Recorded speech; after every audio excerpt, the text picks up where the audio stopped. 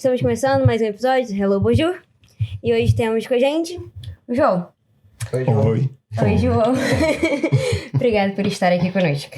Muito obrigado por me ter aqui, como dizem os ingleses, né? To have me here. Justo. Eu acho que eu tô falando muito inglês, é meio bizarro, mas vamos tentar. Mas é bom isso, né?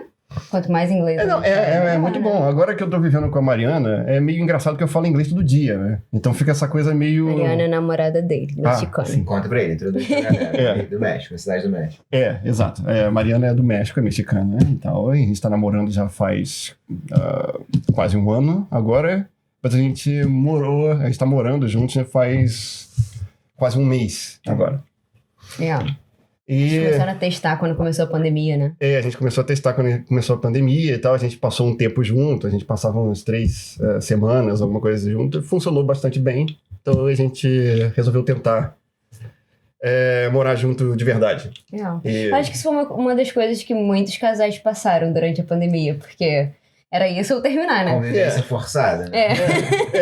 Eu acho que o mais engraçado nessa situação foi que várias pessoas falam sobre o quão difícil era a experiência de ficar muito tempo junto num casal e tal. Eu entendo, mas que pra gente foi positivo, foi engraçadamente positivo, porque a gente passou muito tempo, a gente percebeu que a gente conseguia gostar do nosso tempo junto e da maneira e do tempo e do ritmo, né? do ritmo de cada um. Acho que foi uma coisa que a gente se adaptou bem. Eu acho que a maior chave para um relacionamento dar certo é as pessoas se tolerarem, né? Apreciarem e passar tempo junto. E tolerarem o silêncio também, que eu acho que é importante. Sim. Se respeitar. Saber se dar espaço. E respeitar o silêncio do outro também, acho que é legal. Então é meio... É meio engraçado. Quem tá falando, né? Você não tava falando que a gente tava falando de relacionamento, mas como tradicional aqui, eu queria te perguntar, quem era o João antes do Canadá? O que te levou a vir pra cá? Como foi essa mudança? Isso Introduz aí. Isso é meio engraçado. Na verdade, essa acho que é a parte mais bizarra da minha história, porque eu acho que eu tava muito bem assentado no Brasil e eu tinha uma sensação de pertencimento ali no Brasil que eu acho que era meio bizarra de pensar hoje em relação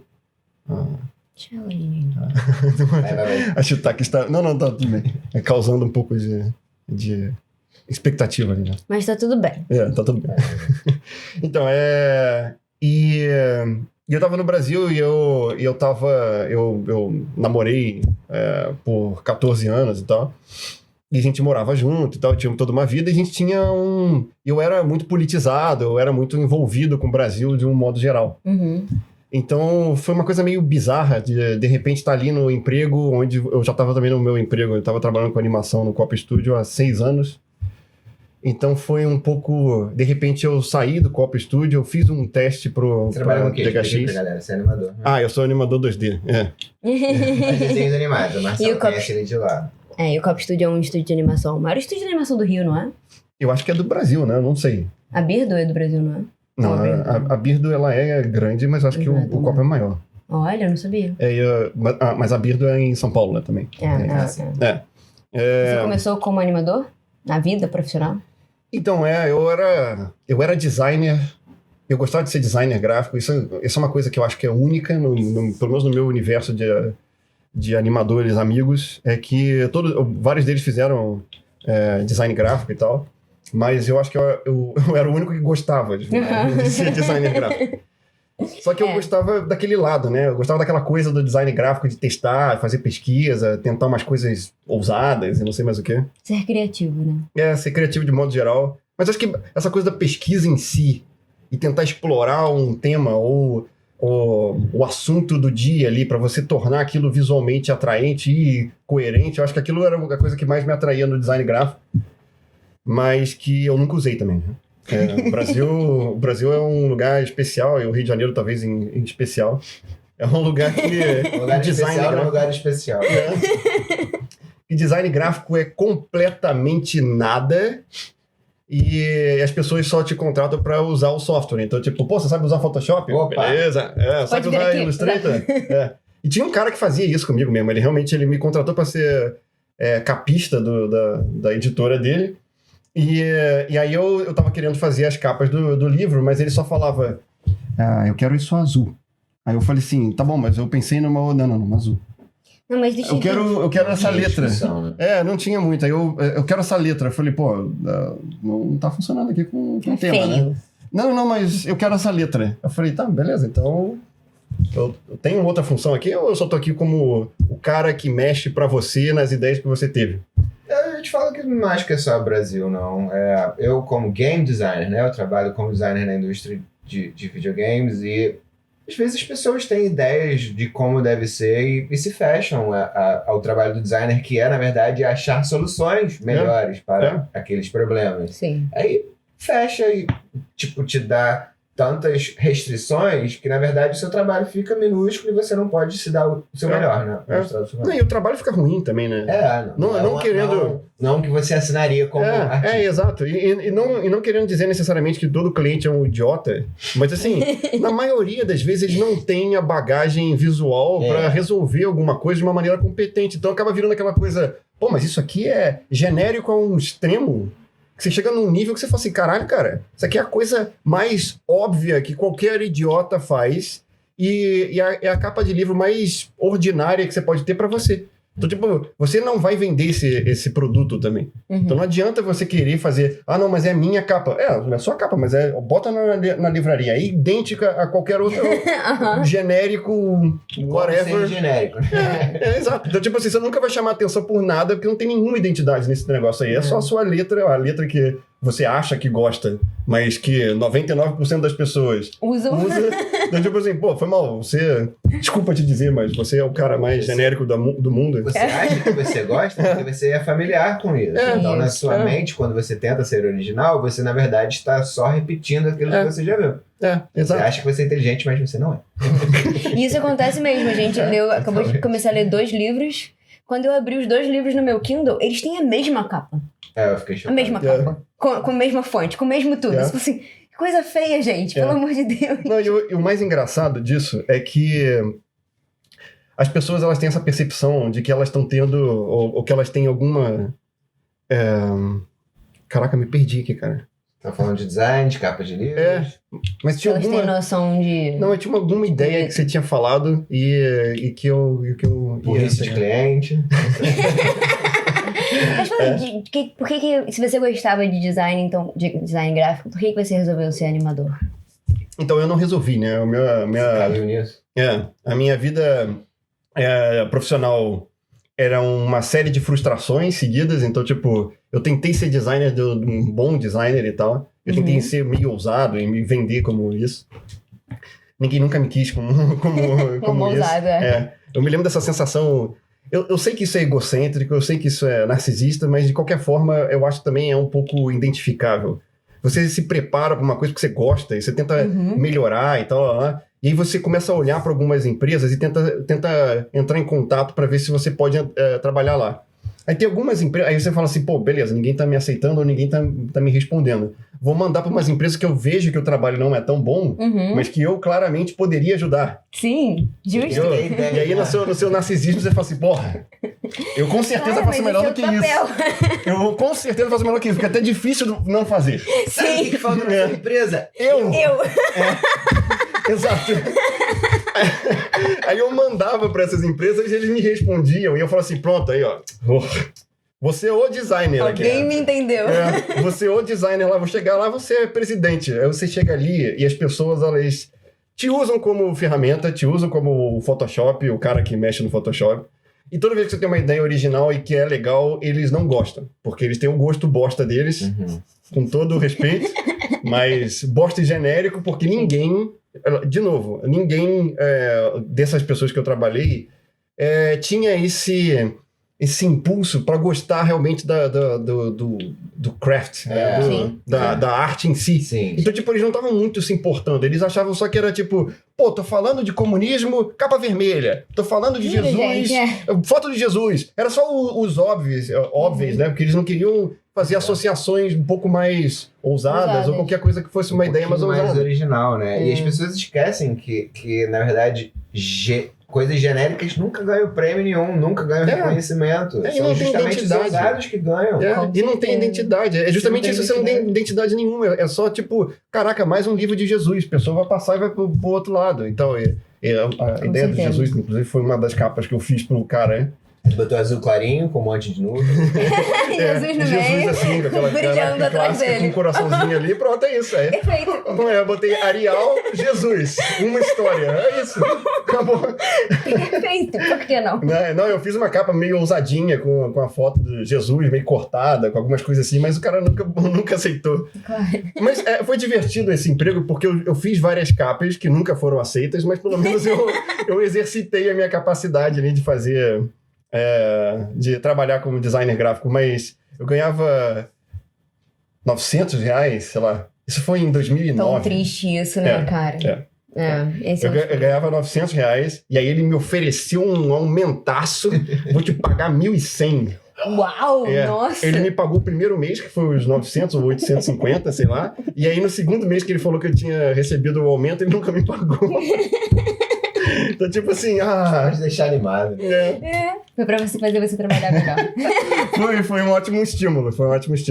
Estímulo. Aí você desistiu dessa vida. Então, aí eu desisti desse trabalho, eu mandei ele pra algum lugar e saí dessa empresa. E aí eu comecei a tentar procurar outras coisas. Eu fui pra uma outra empresa de publicidade. Como é que é o nome da empresa? Não é importante. Mas eu fui para uma empresa de publicidade em Copacabana. Foi muito divertido, porque as pessoas lá eram muito legais e tal. E eu acho que foi a primeira experiência profissional que eu tive que eu gostava do ambiente. Assim, era muito legal estar ali presente, falar com as pessoas e tal, e ter a dinâmica do trabalho e tal. Mas eu ganhava muito pouco. E ainda assim, eu acho que o pior era a função de designer para mim ali era muito burocrática. Na imensa maioria das vezes eu só estava adaptando alguma coisa que já existia e eu só usava os elementos para fazer mídias menores. Então, tipo, é um cartaz. Aí você pega mais ou menos os elementos e transforma num banner desse tamanho para botar no jornal. Agora é preto e branco e tal. Mas era muito burocrático. Eu pensei, não, tudo bem, beleza, isso pode ser o meu começo de carreira. Mas é que os caras que estavam lá em cima nessa empresa, eles também faziam coisas muito burocráticas. Eu falei assim, cara, não tem porra nenhuma pra fazer nessa empresa. Adeus. Aí eu fiquei procurando, mas eu continuava no emprego, né? Eu só procurei outras funções. E aí eu fui pra uma outra empresa também na Barra que eu podia desenhar, que eu queria desenhar e tal. Eu tive uma chance de fazer isso. Eu acho que eu desenhei numa dessas coisas da publicidade e eu achei muito legal, que eu fiz um design de uns personagens e tal. É meio qualquer coisa, mas eu só falei, é isso que eu quero. É isso que eu gosto. Eu gostei disso, quero fazer mais. Aí eles, não, agora mais propaganda burocrática. Eu falei, Puxa vida. Então você começou a perceber que o que você gostava era de criar coisas, né? De fazer desenhos mais artísticos. Desenhos. Eu acho que desenho era uma coisa que eu sempre gostei de fazer. Eu gosto de fazer design. Fazer design de personagens também era uma coisa que eu achava legal e tal. Então eu comecei a tentar fazer ilustração no Brasil. E aí eu fui para uma outra empresa. A outra empresa era mais ou menos para fazer isso, mas eles também tinham uma certa dificuldade com liberdade, com a ideia de se propor alguma coisa. E eles tinham um formato muito específico que eles queriam, e eu acho que o pior das situações era... Eu fui para lá ganhar R$2.000, e aí o cara, depois de um mês, assim, ele tava preocupado, ele falou, pô, cara... Porque assim... Você é o maior salário da empresa, e eu acho que você não tá desempenhando o que eu tava esperando. E eu fiquei assim... Esse é o meu primeiro mês, eu tô tentando entender a linguagem da empresa que eu até agora não entendi. E R$2.000 é o maior salário da sua empresa. Isso é uma mentira, né? Me deu mais do que isso, né? Então, me deu um desespero. Assim, eu comecei a suar frio. Eu falei assim, quer saber? Por que eu não vou embora, né? Aí eu comecei a tentar ser ilustrador. Só que aí eu tentei entrar em contrato com as empresas, eu tentei começar a fazer uns desenhos por mim mesmo e tal, e para capa de livro, e propor algumas coisas assim, e ilustrações. E tentar algumas empresas e algumas revistas que pudessem comprar o meu trabalho e tal, e aí eu pudesse jogar elas pra lá e tal, blá, blá, blá. E eu entrei em contato com várias pessoas, algumas me respondiam, outras não. Eu tive um contato com uma empresa, aliás, eu fiz umas ilustrações, mas não foi por minha causa, foi alguém que estudou comigo na faculdade, sabia que eu desenhava, e aí esse cara me sugeriu para Isto É Dinheiro. Aí eu fiz algumas ilustrações para Isto É Dinheiro, eu falei, legal, acho que eu posso fazer isso. Aí eu tentei fazer isso com outras pessoas, entrando em contato direto e tal. Só que não foi muito bem sucedido, eu acho que a minha resposta foi muito fraca. Isso, eu tava só pra ter uma ideia, você deprimido. já tinha quantos anos de Carreira. meu Deus, de carreira profissional como designer? Desde que você se formou? Eu acho que eu tinha... não era muito não, acho que era umas 2, 3 anos? 2, 3 anos, Mas é que o problema é que eu já era mais velho, né? Naquela época. Porque eu comecei a faculdade meio velho, então tipo, acho que eu tinha 21, sei lá, 20. E aí eu terminei a faculdade quando eu tinha uns 25. Então com esses 2 anos de carreira, eu tinha uns 27, então eu já tava meio velho pra ficar Em carreira testando, júnior, né? e tal. E aí eu fui ficando meio deprimido. E eu acho que foi batendo uma depressão meio forte, porque eu não sabia muito o que fazer. E as coisas burocráticas que eu tinha feito, eu falei, cara, eu não quero fazer isso no resto da minha vida. Isso é muito burocrático demais. Porque meu problema não era necessariamente a associação com ilustração ou com design em si. Porque eu não tinha muito essa coisa do, eu preciso fazer isso aqui pra vida. Mas tinha muito essa associação de que eu precisava fazer alguma coisa que eu gostasse, minimamente. Com certeza. Que eu me sentisse parte de... Tanto eu e Marcelo, quando eu cheguei a essa conclusão de que, cara, eu nunca seria feliz, mesmo tendo sucesso profissional em outras carreiras, ou a carreira que eu tinha, isso mudou a minha vida. Eu falei, eu comecei porque não é sobre o que você... Tipo, trabalhar de segunda-feira até sexta-feira gostando do seu trabalho, pra mim é uma parte essencial de ser feliz e realizado. Exato. Exato. E você percebeu isso também? Não, com certeza. Era exatamente isso, né? Tipo assim, cara, eu não preciso ter uma carreira ideal. Eu não preciso chegar num ponto onde eu falo assim, caralho, eu amo todos os dias que eu vou pra lá, é só maravilha, estou todo sorrindo o tempo todo. Mas eu queria ter pelo menos uma sensação de que isso que eu fiz não é completamente inútil. Sim, não é um grande sofrimento na minha vida. E não é ai, minha nossa senhora, lá vem segunda-feira. Exato. Eu só quero morrer. Aquela ansiedade no final do domingo, falando assim, ai meu Deus. Dá aquele frio na espinha, depois, ai meu Deus, eu vou voltar pra lá. Muitos domingos, assim, 11 horas da noite, eu pensando, ai meu Deus, eu preciso dormir, porque amanhã eu tenho que trabalhar de novo. Era muito ruim. Não, e era uma coisa que eu tinha meio que planejado mentalmente, que eu precisava de pelo menos... Eu tinha 3 pontos na minha carreira que eu precisava pelo menos ter 2 para que justificasse eu ficar lá. E eu acho que um era o ambiente das pessoas e tal. Para mim é muito importante que o ambiente seja saudável e divertido e legal, pelo menos minimamente. Que você não se sinta meio mal, né? Nossa, o que está acontecendo? Alguém vai me apunhalar por trás? Sim. Ou alguma coisa assim. E que seja divertido. Acho que tem algumas coisas... que nem o negócio que eu tava falando da publicidade. O ambiente que eu tinha ali com as pessoas que estavam trabalhando era muito, muito legal, assim. Eu gostava das pessoas. Eu realmente gostava das pessoas. Então era... Te dava ânimo, né? Exato. Me dava ânimo de ir lá trabalhar. Porque você as pessoas que são legais. Você faz umas piadas. Você fala um negócio. Aliás, é uma coisa que eu sinto muita falta aqui no Canadá. Minha nossa senhora. Eu acho que eu sou o pior dos cariocas nesse sentido pra Vancouver. Porque eu gostava muito de ir pro trabalho e falar com os meus colegas. Também. Isso é parte muito... Ter uma relação não só profissional, né?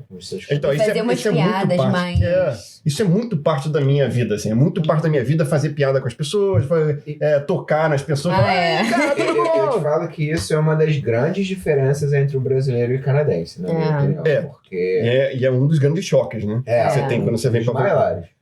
Pelo menos da minha experiência também. Não, eu acho inclusive que o pior... de tocar, tipo, eu não encosto mais em ninguém. Porque eu encostei no ombro das pessoas, assim, ó, algumas vezes, e as pessoas davam uns pulos enormes, e elas ficavam chateadas comigo. Eu falei, cara, teve uma vez que eu toquei, acho que eu toquei no ombro de um rapaz, eu falei assim, hi. O cara fez assim. Eu falei assim, caralho, desculpa. Exatamente. Não tô assediando ninguém, eu juro. Isso é bastante chocante. Aqui no Canadá isso é bastante chocante. E eu não sei por que é melhor fazer isso. Exato. Quando alguém faz isso, mim, meu Deus, pra mim isso é incrivelmente agressivo. Eu também acho. E várias pessoas já fizeram isso como se fosse... melhor. Acho que eu falei polite. Como se fosse educado, né? Você chega e faz assim, você fala, caralho, cara, vai tomar no cu. Enfia a mão na minha cara. Eu te dei essa intimidade.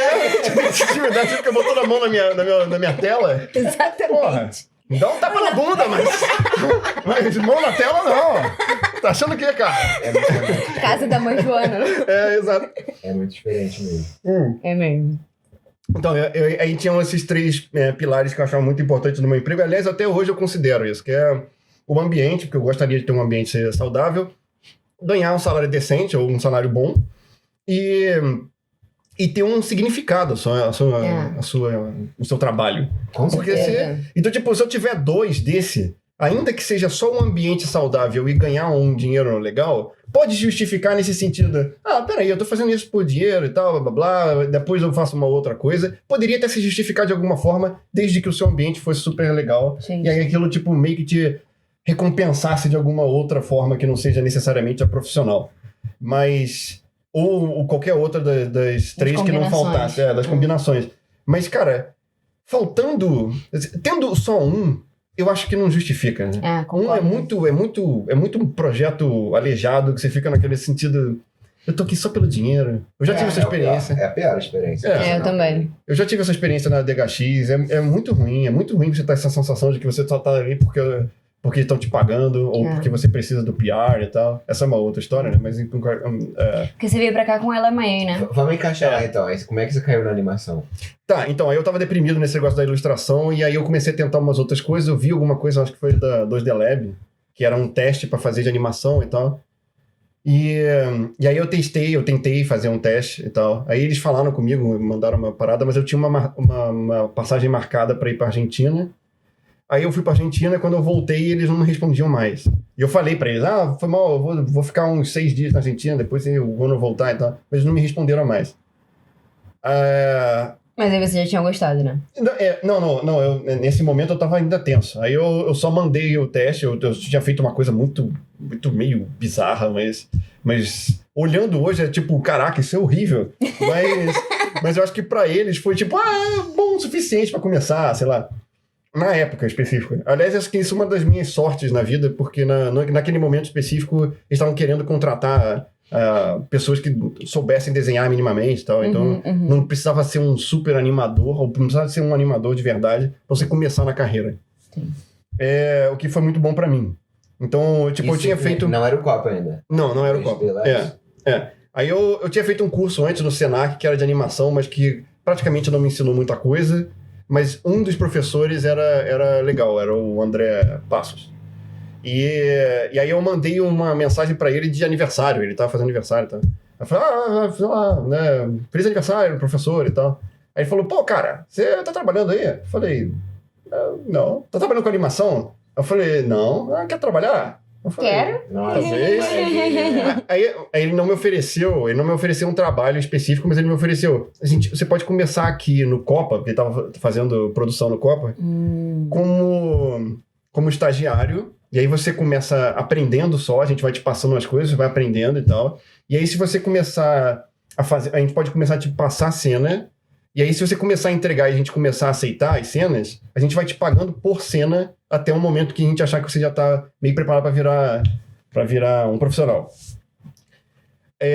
Aí eu fui... Aí foi o João com 28 anos virar estagiário. Foi exatamente isso. E aí eu me senti bastante... Era engraçado porque era um privilégio poder estar ali, ainda mais que quando eu cheguei no Copa eu falei, caraca, isso aqui é maneiro pra cacete. Ai, que legal. E aí comecei a ver as coisas que as pessoas estavam fazendo, eu achava aquilo fantástico e tal. E eu fiquei muito... Só que me bateu a ansiedade. Eles fazem o Irmão do Jorel. Qual que era a produção que tava rolando? Então a produção naquele momento era a primeira temporada do Tromba Trem. Então foi em 2010, eles tinham acabado de ganhar o edital do Anima TV e tal. E aí foi a primeira série que eles estavam fazendo no Copa, né? E aí eles começaram com o negócio, tinha uma equipe que já tinha sido montada, ela foi montada um pouco antes de eu começar na coisa. Mas acho que eles começaram em julho ou em junho. E aí eu entrei em agosto. E aí eu entrei em agosto como estagiário, até porque eles não tinham muito como encaixar outra pessoa e tal, mas tudo bem. Aí eu comecei lá, fiquei tentando aprender o máximo que eu podia. E eu ficava 5 horas, acho que por dia, ou 3. Não sei, eu não me lembro mais direito. Mas eu ficava um tempo lá que não era exatamente as 8 horas, mas era um tempo razoável.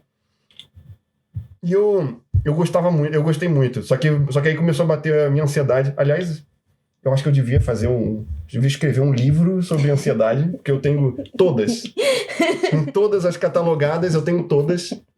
E aí começou a me bater a ansiedade, porque, como eu falei já com você antes, era tipo, eu tenho ansiedade quando as coisas não estão funcionando e eu tenho ansiedade quando as coisas estão funcionando. Então eu tenho ansiedade porque tá funcionando demais, eu tenho ansiedade porque não tá funcionando nada. A gente passa por isso também. E eu também tenho ansiedade no meio. Assim, quando as coisas estão bem funcionando, no meio não estão funcionando. Então, tipo assim, acho que o problema não é o funcionar ou não, acho que o problema sou eu e a minha ansiedade. Tá. Com certeza. Aí eu comecei a ter uma ansiedade muito forte, porque eu fiquei pensando, caralho, eu queria muito trabalhar aqui, mas ao mesmo tempo, todo mundo aqui meio que já trabalha com isso, ou eles estão mais ou menos preparados para trabalhar. E eu sou a única pessoa que tô começando com 28 anos e não sei... Eu tô viajando. Tô meio... Isso no seu primeiro mês, né?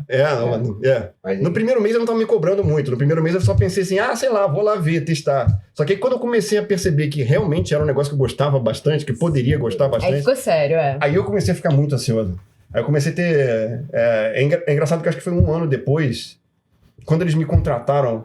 Porque isso é uma coisa que eu achei muito legal do Copa no momento, né? Eu entrei lá como estagiário e tal, e aí eu comecei a fazer produções, fazer por série, por cena e tal, e comecei a ser aprovado em algumas coisas.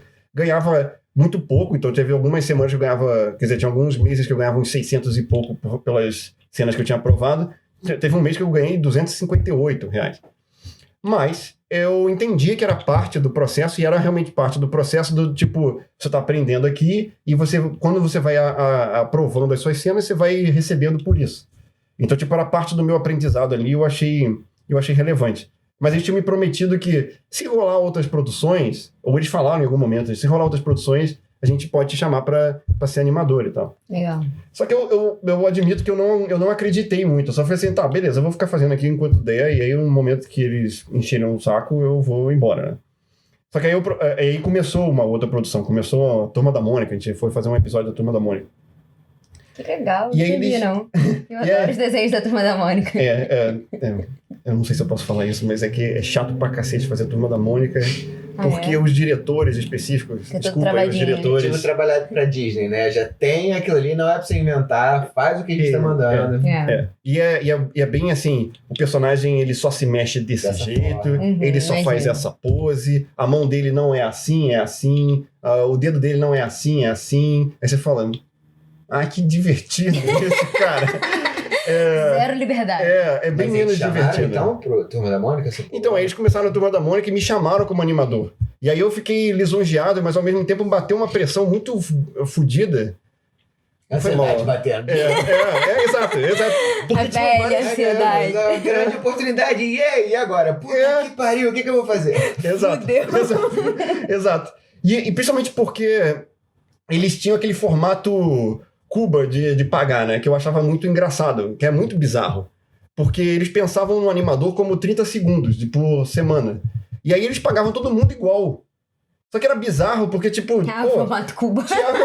O Thiago Freza era um animador muito mais experiente e muito melhor do que a gente. E principalmente do que eu tava só começando. E ele basicamente ganhava o mesmo salário que eu. Eu fiquei assim... Esquisito esse sistema, hein, gente? Eu não me sinto muito confortável em ganhar o mesmo salário que pessoas muito mais experientes do que eu. Mas eu me senti lisonjeado pelo fato de ter ganhado e de começar a ganhar. Então a gente começou a ganhar 2.500, eu acho. E ainda assim era isso, né? Era esse Era isso que eu ganhava como advogado. Tinha uma empresa de comunicações. Caraca, sério? Eu achei que advogados... Não. Eu também achava. A gente também achava isso. Não é bem assim. Ok. Acho que Rio de Janeiro é ruim pra muita gente. Pra muita... Tá bom. Então vocês entendem bem? Totalmente. Então, 2.500 que eles começaram a pagar, mas eu já achava maravilhoso. Porque eu falei assim, caraca... Você ganhava 200? Tava ganhando 2.000. Tava ganhando 2.000 ali naquela empresa. E o cara falou... Nossa, você é o maior salário da história desse lugar. Então eu fiquei me sentindo meio bosta. E nesse sentido, pelo menos era um salário que todo mundo ganhava. Então, tipo, eu não precisava também me sentir muito pressionado em relação a isso. Eu acho que eu só me sentia impressionado em relação à qualidade da animação. Isso é uma coisa meio engraçada, porque eu me sinto privilegiado pelo fato de eu ter começado sem necessariamente saber animar. Então eu fui meio que aprendendo na marra e fui meio que tentando e e vendo e observando os outros animadores e tentando fazer Cara, mas você melhor. fez acontecer, assim, né? Enfim. Não, foi. Acho que você correu atrás e bom, agarrou a oportunidade e fez acontecer, você mereceu. Foi. Mas eu só acho que, tipo... Eu fiquei muito ansioso também nesse processo. Porque... Faz parte, cara. Não, então, mas eu fiquei muito ansioso porque eu achava sempre que eu tava em débito, né? Eu tava sempre em constante... Pô, mas eu sou um bosta, hein? Tem que fazer melhor. E eu não dei muito a minha chance pra calmamente tentar melhorar no meu processo. Pra mim, parecia que eu tava sempre muito ruim. E mesmo que eu melhorasse, eu tava muito ruim ainda. E eu fui ficando ansioso até 2012, eu acho. E aí eu comecei a ter crise de pânico. E aí foi um negócio meio intenso, que eu comecei a ter crises que eram, tipo, a cada... Teve um momento que eu tive, sei lá, a cada 2 meses, eu tive umas 5. E foi muito intenso, assim. Claro. E era muito por causa disso, assim, era muito essa sensação de, caralho, eu não tô adequado ainda. Uhum. Eu posso ser mandado embora a qualquer momento. E essa era uma outra coisa que eu tinha discutido no Copa depois, anos depois. O problema também era maior, é que o Copa era, naquele momento, era basicamente o único lugar onde você podia fazer série. Naquele momento, em 2000, TV, né? em 2012. Tinha algum outro lugar Brasil, que podia né? fazer. Exato. Então, tipo, se eu saísse do Copa, se eu fosse mandado embora, eu não faria mais nada. Eu não sabia onde procurar emprego. Então, eu era completamente dependente daquele espaço. Uhum. Então foi me criando uma ansiedade maior, porque eu comecei a perceber que tinham outros animadores no universo ali do Brasil que eram muito melhores do que eu. Então, tipo, qualquer um poderia virar e falar, pô, João, quer saber? Tchau. A gente vai contratar um cara aqui, ó, que, sei lá, qualquer um que a gente achou aqui que é muito melhor que você. Então, tipo, aí eu fiquei muito numa sensação... Você não se dá nem um pouquinho de crédito, né, cara?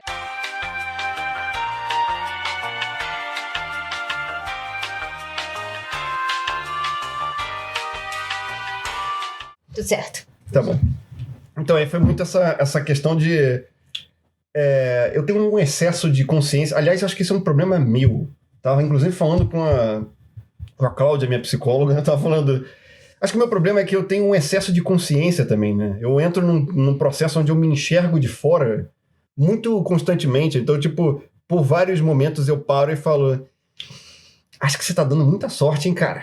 Você poderia cair de diversas maneiras. Né? Não, e eu te criticando. E eu imagino, e eu consigo completamente imaginar todas as maneiras que eu poderia me fuder num cenário. Então, tipo, pô, isso aqui poderia acontecer, isso aqui poderia acontecer, isso aqui poderia acontecer, isso aqui poderia sofrer isso, aquilo, lá, a pessoa faz isso, faz aquilo. Então, todas as fantasias horrorosas... Quantidade ruim você já passou pela sua cabeça. A Marcela me conhece, eu sou assim também.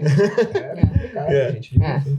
Então. E principalmente nesse ambiente onde as coisas funcionam meio que por contrato, e o contrato ela tem uma duração específica, vira um negócio no Brasil tipo... é a mesma coisa? Também é por contrato? O seu contrato para o Copa era assim, com o tempo?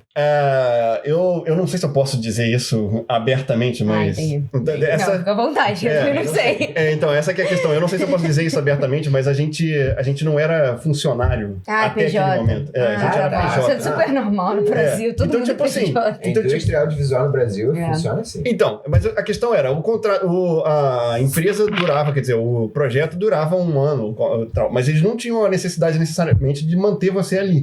Então, se você não fosse tido como bom o suficiente, eles poderiam simplesmente falar, pô, cara, Tchau. ali a porta, ó, aproveita, dá a saída ali e não volta mais. Não precisa voltar, não. Tranca pra gente e joga a chave. E pra sua mesa aí que o fulano já tá chegando.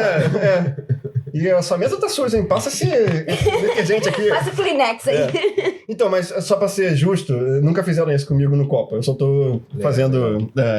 Drama, especificamente comigo, pelo menos. Nunca fizeram.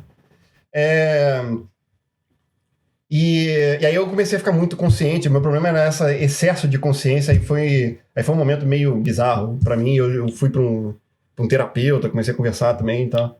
Me ajudou também nesse processo. Acho que no processo da minha vida também, acho que foi importante ter aquele momento de crise até pra ter esse treco.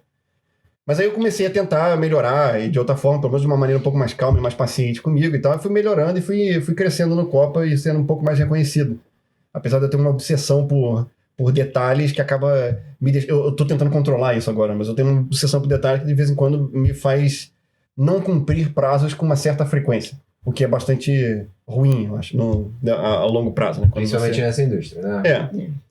Eu nunca cheguei num extremo onde me pediam 500 frames e eu entregava 100 ou 50, mas eu sempre brinquei um pouco com os limites. Então, tipo, me pedem 500, eu faço 400. Se me pedirem 1.000, eu faço 850. Então, tipo, eu vou sempre me adaptando a quase, mas não muito, porque eu quero botar um pouco mais de qualidade, sei lá. Sim. Ou eu fico tentando, né? E a cota normalmente é maior do que as pessoas conseguem fazer. E eu acho que tem muita gente, essa é uma outra coisa, esse é um outro problema que eu acho que não acontece só no Brasil. Aliás, no Brasil até que, surpreendentemente, é mais organizado do que no Canadá, nesse sentido, especificamente. Eles sempre bolam cotas que vêm do baço. Eu senti aqui que dá pra fazer 400 frames, amigos, irmãos. E aí as pessoas vão lá, beleza, 400 frames. Ninguém faz. Fazer 80. Tipo, as pessoas fazem 80 frames e falam assim, porra, tem alguma coisa errada. O seu baço. Mas tudo bem. Até porque eles impõem um certo... Aqui, no Canadá, especificamente. Eu acho que é essa a questão que eu acho que também é diferente. No Canadá, eles fantasiam uma qualidade, aí eles abaixam um pouco a sua cota, mas eles abaixam um pouco a cota. A qualidade é 200% melhor e a cota é 20% ou 25% menor.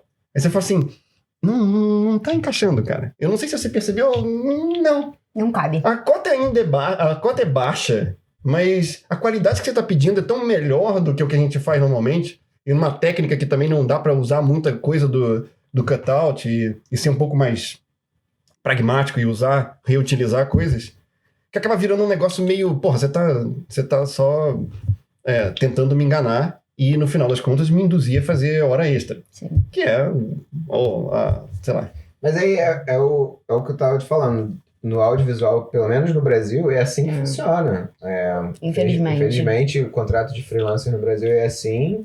Quem orça o projeto geralmente orça por baixo e na hora de te pedir é lá pra cima. Sim. Então, na minha experiência com Copa, só para ser justo com eles, nesse sentido, eles tinham uma exigência de qualidade que eu não achava justo quando eu estava começando, porque eu não sabia nada. Então, tipo, para fazer a cota de 30 segundos por semana, era muito difícil, porque eu não sabia como fazer direito. Então, tipo, eu tava tentando ali e eu ainda tinha que aprender. Então, tipo, eu sei que eu não deveria estar aprendendo ali, mas era mais ou menos o jeito que eu entrei na indústria, né? Sim. Então, tipo, cara, eu vou ter que testar algumas coisas e ver. Não funcionou. Vamos começar de novo. Mas para ser justo com Copa, eles exigiam um nível de qualidade que não era tão fantástico assim, era funcionando bonitinho e tal. Claro que as pessoas que faziam melhor do que isso eram mais valorizadas, mas as pessoas que estavam fazendo só o bonitinho, tá funcionando, conseguiam continuar no emprego e fazer os 30 segundos e tal, que era mais ou menos o que eles queriam. Só me cumpre a porra da meta aí que tá bom. Só que o problema é esse, não? Quando você tá começando é muito difícil chegar no bonitinho razoável, porque você nem sabe como fazer isso. Mas quando você chega num nível razoável, você já começa a poder fazer. Mas eu nunca quis ficar naquele formato. Razoável, no bonitinho. Então eu queria melhorar, porque eu gosto de explorar e tentar melhorar o que eu tô fazendo. Então eu fiquei tentando melhorar. Só que o Copa nunca me pagou pra tentar melhorar, né? Então eu tive um pouco de uma crise ali como me organizar aqui pra continuar empregado. Me deixa aqui que eu tô tentando melhorar. Mas ao mesmo tempo ainda empregado e tal. Sim. Mas eu pelo menos teve um momento depois de 2012 e tal. Chegaram os novos animadores no Copa, a gente começou a fazer historieta. O estúdio estava em expansão, então tipo... Eles pegaram aquele filme, né? Qual é o nome do filme? O Historietas? Isso. Mas a gente pegou antes a série. Tá. Aí quando a gente começou a fazer a série também era 30 segundos por semana, e aí veio novos animadores que vieram dos The Lab, eles vieram mais bem treinados no Toon Boom, então a gente tá começando também o Toon Boom. Aliás, foi uma batalha pra tentar botar o Toon Boom no... Toon Boom é um software de animação. Sim. A gente usava o Flash. O Flash é uma bosta, é uma bosta infinita, e todo mundo que disser ao contrário está errado. Só pra deixar claro. Naquela época, em 2012, 13, já estavam errados. Mas hoje é um negócio do tipo, não, cara, não. Não. Até porque o software é o mesmo, né? Desde 2010. Exato. O que o software melhorou desde lá até aqui? Não, agora, você pode girar a tela, mas se você girar a tela... Olha que maravilha, não podia girar. Não girava a tela. Não girava a tela. Todo mundo e agora tem câmera. Só que assim, a câmera não funciona e as pessoas eu não sei se foi de comp, mas alguém virou pra gente e falou assim, não usa a câmera. Porque a câmera fode com toda a cena. Aí eu falei assim, cara, é o único recurso novo dessa merda, desse flash, eu não vou usar. Não, tá bom. Não. Você não pode usar a câmera, mas a câmera existe. E você pode girar a tela. Esse é o único recurso que é fantasticamente diferente no flash que você poderia usar. A inovação que foi desde 2013. Eu falei pra um dia que a gente acha que o grupo... Porque a gente acha que os grupos de desenvolvedores da Adobe, eles nunca se falam. Cada um fica num país do mundo e ninguém se fala. Porque se o cara do Flash falasse com o cara do Photoshop, o Flash estaria infinitamente melhor. Ou com o do After Effects, ou com de sei lá qualquer outro. Ou com um mendigo na rua. Tu fala assim, como é que você usa essa merda desse Flash? Aquele brush é uma bosta. Cara, mas o After Effects, ele perdeu os codecs de renderizar, de exportar vídeos. Por quê? Porque os outros softwares têm. Por que ele perdeu? Sei lá por quê. Porque ninguém se fala. Acontece, né? E o grupo de desenvolvedores do Flash, ele fica no basement, no pior lugar na Antártica. Com toda certeza. Alguém liga e fala, caraca, vocês ainda estão aí, cara? Em 1980? Olha. Vocês estão sendo pagos ainda. Eu acho que é um cara. É um cara que fica assim, pô, acho que eu vou fazer uma câmera, hein? E não funcionou. E não funcionou, mas publica aí. Voltando então, como aí, nem me lembro mais do que eu tava. Você estava usando o Tumbum. Então, foi, primeiro, só pra ficar como nota, foi difícil, foi uma batalha colocar o Tumbum lá. A gente teve que lutar pelo Tumbum. Porque a licença é bem cara, né? Também tem isso. Estaria no orçamento do projeto. Também tem isso, mas eu acho que tinha uma resistência muito forte ao fato de toda a pipeline foi preparada para... Caraca, meu inglês tá pipeline é o processo de produção de uma obra audiovisual. Sim, desculpa. Preparada pro Flash, né? Foi preparada pro Flash. Então a gente tinha que adaptar o Tumbum pra tudo. Então, a gente fez uma coisa lá, que eu não posso dizer, mas a gente fez uma parada lá no Copa para tentar colocar o Tumbum em prática. E aí fui eu, o Flavinho, o Voitel e o Davi, basicamente, que a gente ficou lá se esforçando. Não, cara! Usa aqui, a gente tem o Tumbum, começa a usar, vai ser maneiro. Por favor, prometo. A gente ficou meses tentando convencer, aí a gente pegou um projetinho que era de 2 meses, sei lá, e aí eles resolveram testar, a gente testou, e eles começaram a reclamar, eles reclamavam de tudo, porque, caraca, não sei como exporta, a gente tinha que voltar pro Flash, a gente, não. Aí nós 3 ficamos lá achando soluções pro Tumbum, só pra, pelo amor de Deus, não me tira o Tumbum, não. Mas olha que legal o que já aconteceu. Você, em pouco tempo, pelo que eu tô vendo, você já tava com as pessoas que já estavam lá há muito tempo ditando qual é o software que a empresa... Ditando não, mas assim, lutando pelo menos para um software, ou seja, a pipeline inteira... Mudar por alguma coisa. Ou seja, você cresceu rápido lá. E você tinha voz. Então, só pra deixar claro, eu acho que eu nunca cresci em lugar nenhum. Eu sempre fui aquele Che Guevara chato que você fica, puta, lá vem aquele idiota falar de novo e tem razão. O meu problema foi... Desculpa, eu vou ser bastante... egocêntrico agora. O meu problema foi sempre ter razão. O meu problema não era crescer, porque eu acho que eu nunca cresci na minha carreira. Você cresceu, João. Isso que eu tô tentando te agora, meu Deus. Não, tá bom, beleza. Whatever. É só porque, assim, eu sempre tive essa sensação de que eu tava sempre lutando contra a maré, então sempre foi... Pô, cara, por que a gente não faz um negócio que parece óbvio, mas que parece que ninguém nunca pensou? Aí as pessoas falam, não, nunca ouvi falar isso. Ninguém faz isso, nunca ouvi essa ideia na minha vida. Pô, mas olha só. Mas é legal. É legal. Ó. Imagina que se você fizer isso e isso, vai ser muito mais rápido, muito mais fácil. Ah, não, nunca ninguém fez. Aí depois de 300 anos falando a mesma coisa, tem alguém que fala assim, sei lá, vamos tentar, né? A história da minha vida é mais ou menos essa. Eu sempre tô reclamando de alguma coisa, alguém uma hora reconhece depois de 6 meses que eu tava certo, e aí alguém começa a botar alguma coisa em prática. É tipo um superpoder. Exatamente. Mas eu tenho Não vai dar certo, não vai dar. Claro, não vai dar. Não vai. Não deu. Eu acho que de certa forma é. Pois é. Mas é que eu acho que eu nunca sou... Acho que ninguém gosta de mim quando você tá numa posição de cima. Quando você é supervisor, diretor, alguma coisa, você não gosta de mim.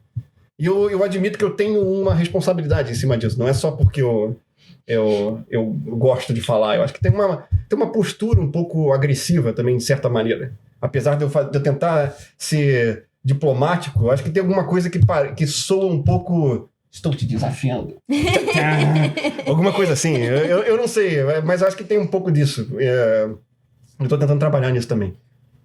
Eu te falo que profissionalmente, eu tento ser assim, pra te dizer, sabe? Eu também agora, aqui no Canadá, eu sou muito mais velho do que a galera que trabalha comigo. Bem-vindo. Eu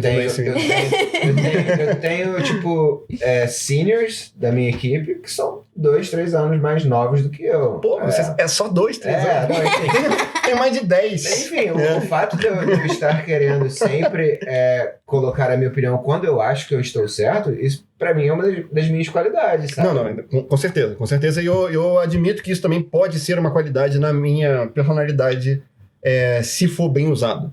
Eu só acho que eu perco um pouco a paciência depois da 3ª ou 4ª vez que eu tô repetindo a mesma coisa. Eu começo a ficar um pouco arrogante. Tá. Eu começo a ficar assim meio... Aí tem aquela... lá vem o idiota. Postura, né? Então, eu não sei. Aprender a engolir o sapo. Exato. Eu acho que o meu problema... Então você faz desse jeito. Eu acho que o meu problema é ter a paciência. É ter a paciência de, tipo, eu falei, eu expliquei, agora é um problema dele, ou dela, ou alguma coisa assim, de tomar no cu, e depois eu falo assim... Eu não vou dizer que eu te avisei, eu só vou dizer assim... aquela cara assim... que surpresa! Eu acho que eu sou um pouco irônico, acho que tem essa questão também. Eu tenho um pouco esse problema, e essa que é uma coisa que eu tava falando sobre mim mesmo. Eu realmente acho que eu tenho um problema de atitude. Atitude, eu acho que talvez não seja em português, eu acho que é attitude. Você tem muito... personalidade forte. Postura, eu diria. Talvez postura. Eu acho que eu tenho um pouco dessa impaciência, e eu acho que eu tenho uma certa sensação de tipo... Caraca, essa ideia não vai funcionar mesmo. Mas não é a minha parte, não é a minha posição fazer essa distinção ou fazer essa escolha. São outras pessoas que estão tomando essas decisões. Cara, só que às vezes eu vou lá e isso não é difícil. Quer dizer, aceitar isso é muito difícil. É muito difícil. E isso, inclusive, é uma postura política que eu tive. Essa é uma outra passagem, né? Mas é uma questão política que eu tive também, que pra mim era muito difícil aceitar que o brasileiro médio é um retardado.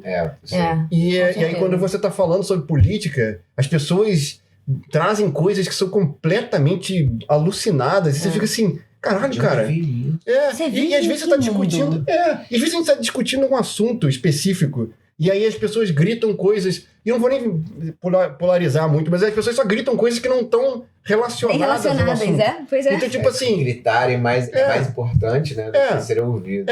Então, tipo assim, eu não vou entrar muito nesse assunto, mas assim, tipo... É só porque tem várias vezes que você tá falando... Pô, mas aí o Bolsonaro fez uma merda lá, e o rapaz grita... Pô, mas e o PT? Aí você fala assim, cara, tá fora do assunto, né? Eu tô discutindo um assunto aqui se é certo ou errado. Se tá funcionando ou não tá. Com certeza. Aqui, eu já li que, inclusive...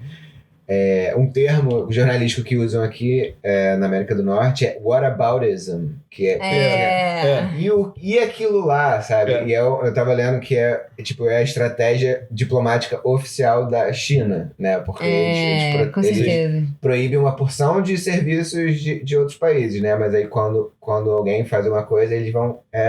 ou então, quando alguém critica, por exemplo, a opinião, a posição deles em relação a imigrantes... lá com aqueles Uyghurs, ou sei lá. Eles começam a falar de todos os podres de outros países. Enfim, mas whataboutism. Mas é que nem quando... Mas nos Estados Unidos também faz isso também. Bastante presente. Isso é uma técnica de argumentação inválida, na minha opinião. Porque não tem lógica. É engraçado porque eu não gosto muito de Schopenhauer, mas eu li um livro que ele fala sobre a arte de ter razão, sei lá. E aí ele fala que uma das técnicas dele era justamente essa. Quando você tá falando sobre um assunto e você quer ter razão, ou você quer ganhar, você, ao invés de você tratar do assunto porque você não tem como contra-argumentar, você atinge outro ponto, você troca de assunto. E aí, nesse caso, trocar pro... mas e o não sei o quê? Ou falar sobre a vida pessoal da pessoa que tá conversando com você é uma maneira de desviar o assunto e desmerecer o argumento do outro. Então, tipo... E polemizar a conversa, né? E se a gente tá falando aqui sobre se é melhor botar água na planta ou não botar ela e matar ela de fome, e eu falo assim, mas o que você sabe sobre isso se você fez, sei lá, sexo com golfinhos? Aí você fala assim, caraca, mas uma coisa... Você pode ser doente também. Você pode fazer sexo com golfinhos, mas eu estou dizendo só... A água na planta continua sendo certa. Exatamente. E não matar ela. Então, tipo, é uma técnica de argumentação que é bastante ruim, né? Eu até gostaria que na nossa educação a gente aprendesse questões de lógica e filosofia e argumentação. Com certeza. Porque é importante. As pessoas não podem achar que simplesmente falar mais alto ou trocar de assunto, elas ganham um argumento. Exato. Ou te criticar, esse negócio. Você não pode criticar o outro. Eu acho que a percepção social deveria ser mudada. Eu acho que a percepção social é que deveria virar exatamente como você falou. Porque se você aprendesse isso no colégio, as pessoas a pessoa que iam entender que ele tá usando aquele truque técnica. Para me afetar. Para me afetar. Agora, e para mudar de assunto. Para mudar de assunto. Agora eu preciso tomar um passo para trás, perceber que ele tá fazendo isso e falar, olha só, o seu argumento é inválido porque você está trocando de assunto. Vamos voltar ao outro. Exato. Mas as pessoas também, eu acho que as pessoas deveriam perceber que isso não é mais válido porque eu não me importo. Porque o problema das pessoas também é essa relação emocional, né? Porque as pessoas têm muita relação emocional do... não, mas, fazer sexo com golfinhos é errado. E aí Tudo você bem, esquece. mas a conversa não é essa. E você esquece que o assunto era a planta. E você fica assim, caraca, mas o que é isso? Mas aí e o sexo com golfinho? E o sexo com golfinho? Você dá a vitória à outra parte que utilizou de uma técnica ruim, né? Inválida, que não deveria ter sido aceita. Com certeza. E, desculpa, mas só pra ficar claro, o Bolsonaro faz isso todo momento. Eu não vou entrar muito. O Trump também, completamente. Mas tá bom. Como você chegou ao Canadá? Então, aí eu tava no Copa, aí eu fiquei no Copa, aí eu comecei a reclamar sobre essas coisas, que a gente acabou lá, aí começou a fazer produção, aí eu comecei a gostar mais de fazer animação, eu me diverti bastante. Aliás, no início mesmo, quando eu percebi que aquilo era muito legal, eu já tinha percebido que era uma carreira que eu gostaria de seguir. Porque era um negócio que era muito interessante, porque envolvia várias artes ali, acting, e desenho, e design, e várias outras coisas. Então, desculpa. Então foi muito presente, foi muito perceptível para mim que aquilo era uma coisa muito legal. Eu gostaria de explorar e aparentemente eu poderia ter uma carreira com animação. E aí entra essa coisa da ansiedade toda, né? De ser ou não ser bom o suficiente para fazer aquilo e tal. E aí eu acho que a minha vida inteira, minha carreira inteira, eu tenho 10 anos de carreira agora como animador. Uau! E eu acho que eu não teve nenhum dos meus anos que eu não estava duvidando se eu era bom o suficiente para ficar aqui. Aí foi engraçado porque aí eu tava fazendo, comecei a me divertir mais no Copa e tal, a gente começou a fazer o filme do Historietas e tal, e foi bem legal, e diminuíram a cota um pouco. É bom quando você vê que a sua vida tá indo na direção que você quer, né? Eu pelo menos eu passei eu tenho que admitir que eu não sabia se tava indo, mas as coisas pareciam estar melhorando. Então tipo assim, isso aqui é legal, lembra quando eu fazia só isso, aquilo e tal, foi bem perceptível, foi bem interessante. A gente passou por isso.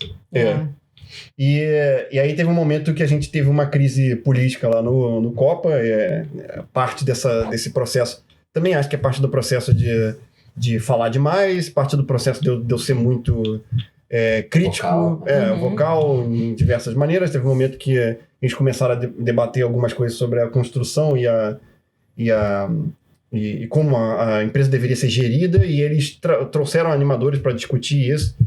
E aí eles me colocaram nessa função. Acho que também erro deles. Desculpa, foi mal, mas acho que erro deles me colocar. Então, foi mal. Vocês sabem que eu sou um hiper político. Eu tava bastante naquele momento. Aí você me traz para discutir a empresa e você quer realmente que eu não defenda ativamente os animadores até o fim. Acho um pouco engraçado. Você é parte dos animadores, né? Tipo, a sua classe. Não, e eles me colocaram como representante dos animadores. Então, tipo assim, eu sou dos representantes. Então, tipo, tinha uns 6, eu era dos. Se eu sou dos, e eu principalmente, se eu tô ali me apresentando, porque várias vezes a gente fazia reuniões e era tipo, a gente chamava, no início eram 3 só, e aí era eu e a Cindy e a Débora, e a gente chegava lá e a gente falava, animadores, isso aqui foi o que a gente discutiu com a empresa, blá, blá, blá, blá, blá, blá, blá. A gente perguntava um pouco a opinião deles. E aí teve um momento que a gente falou assim, não se preocupem, disseram pra gente isso e aquilo da empresa e tal. E eu me lembro de eu ter falado isso. E aí quando a empresa mudou de ideia, eu falei assim, eu não vou me colocar na situação, foi mal aí, alguns de vocês vão ser demitidos, mas não tem nada a ver com isso. E aí eu vou embora. Então, tipo, eu não me senti confortável, comecei a ser mais agressivo, comecei a insistir em alguns pontos que eles tinham defendido antes. Até porque eles deturparam mais ou menos o que eles combinaram com vocês, né? Foi. Eu entendo que foi um processo político, eu entendo que foi um negócio que eles estavam se juntando com uma outra empresa e eles tinham outras coisas e outros compromissos a serem feitos. Eu entendo completamente. Sim. E essas decisões não passam pela produção, né? Pelo peão, né?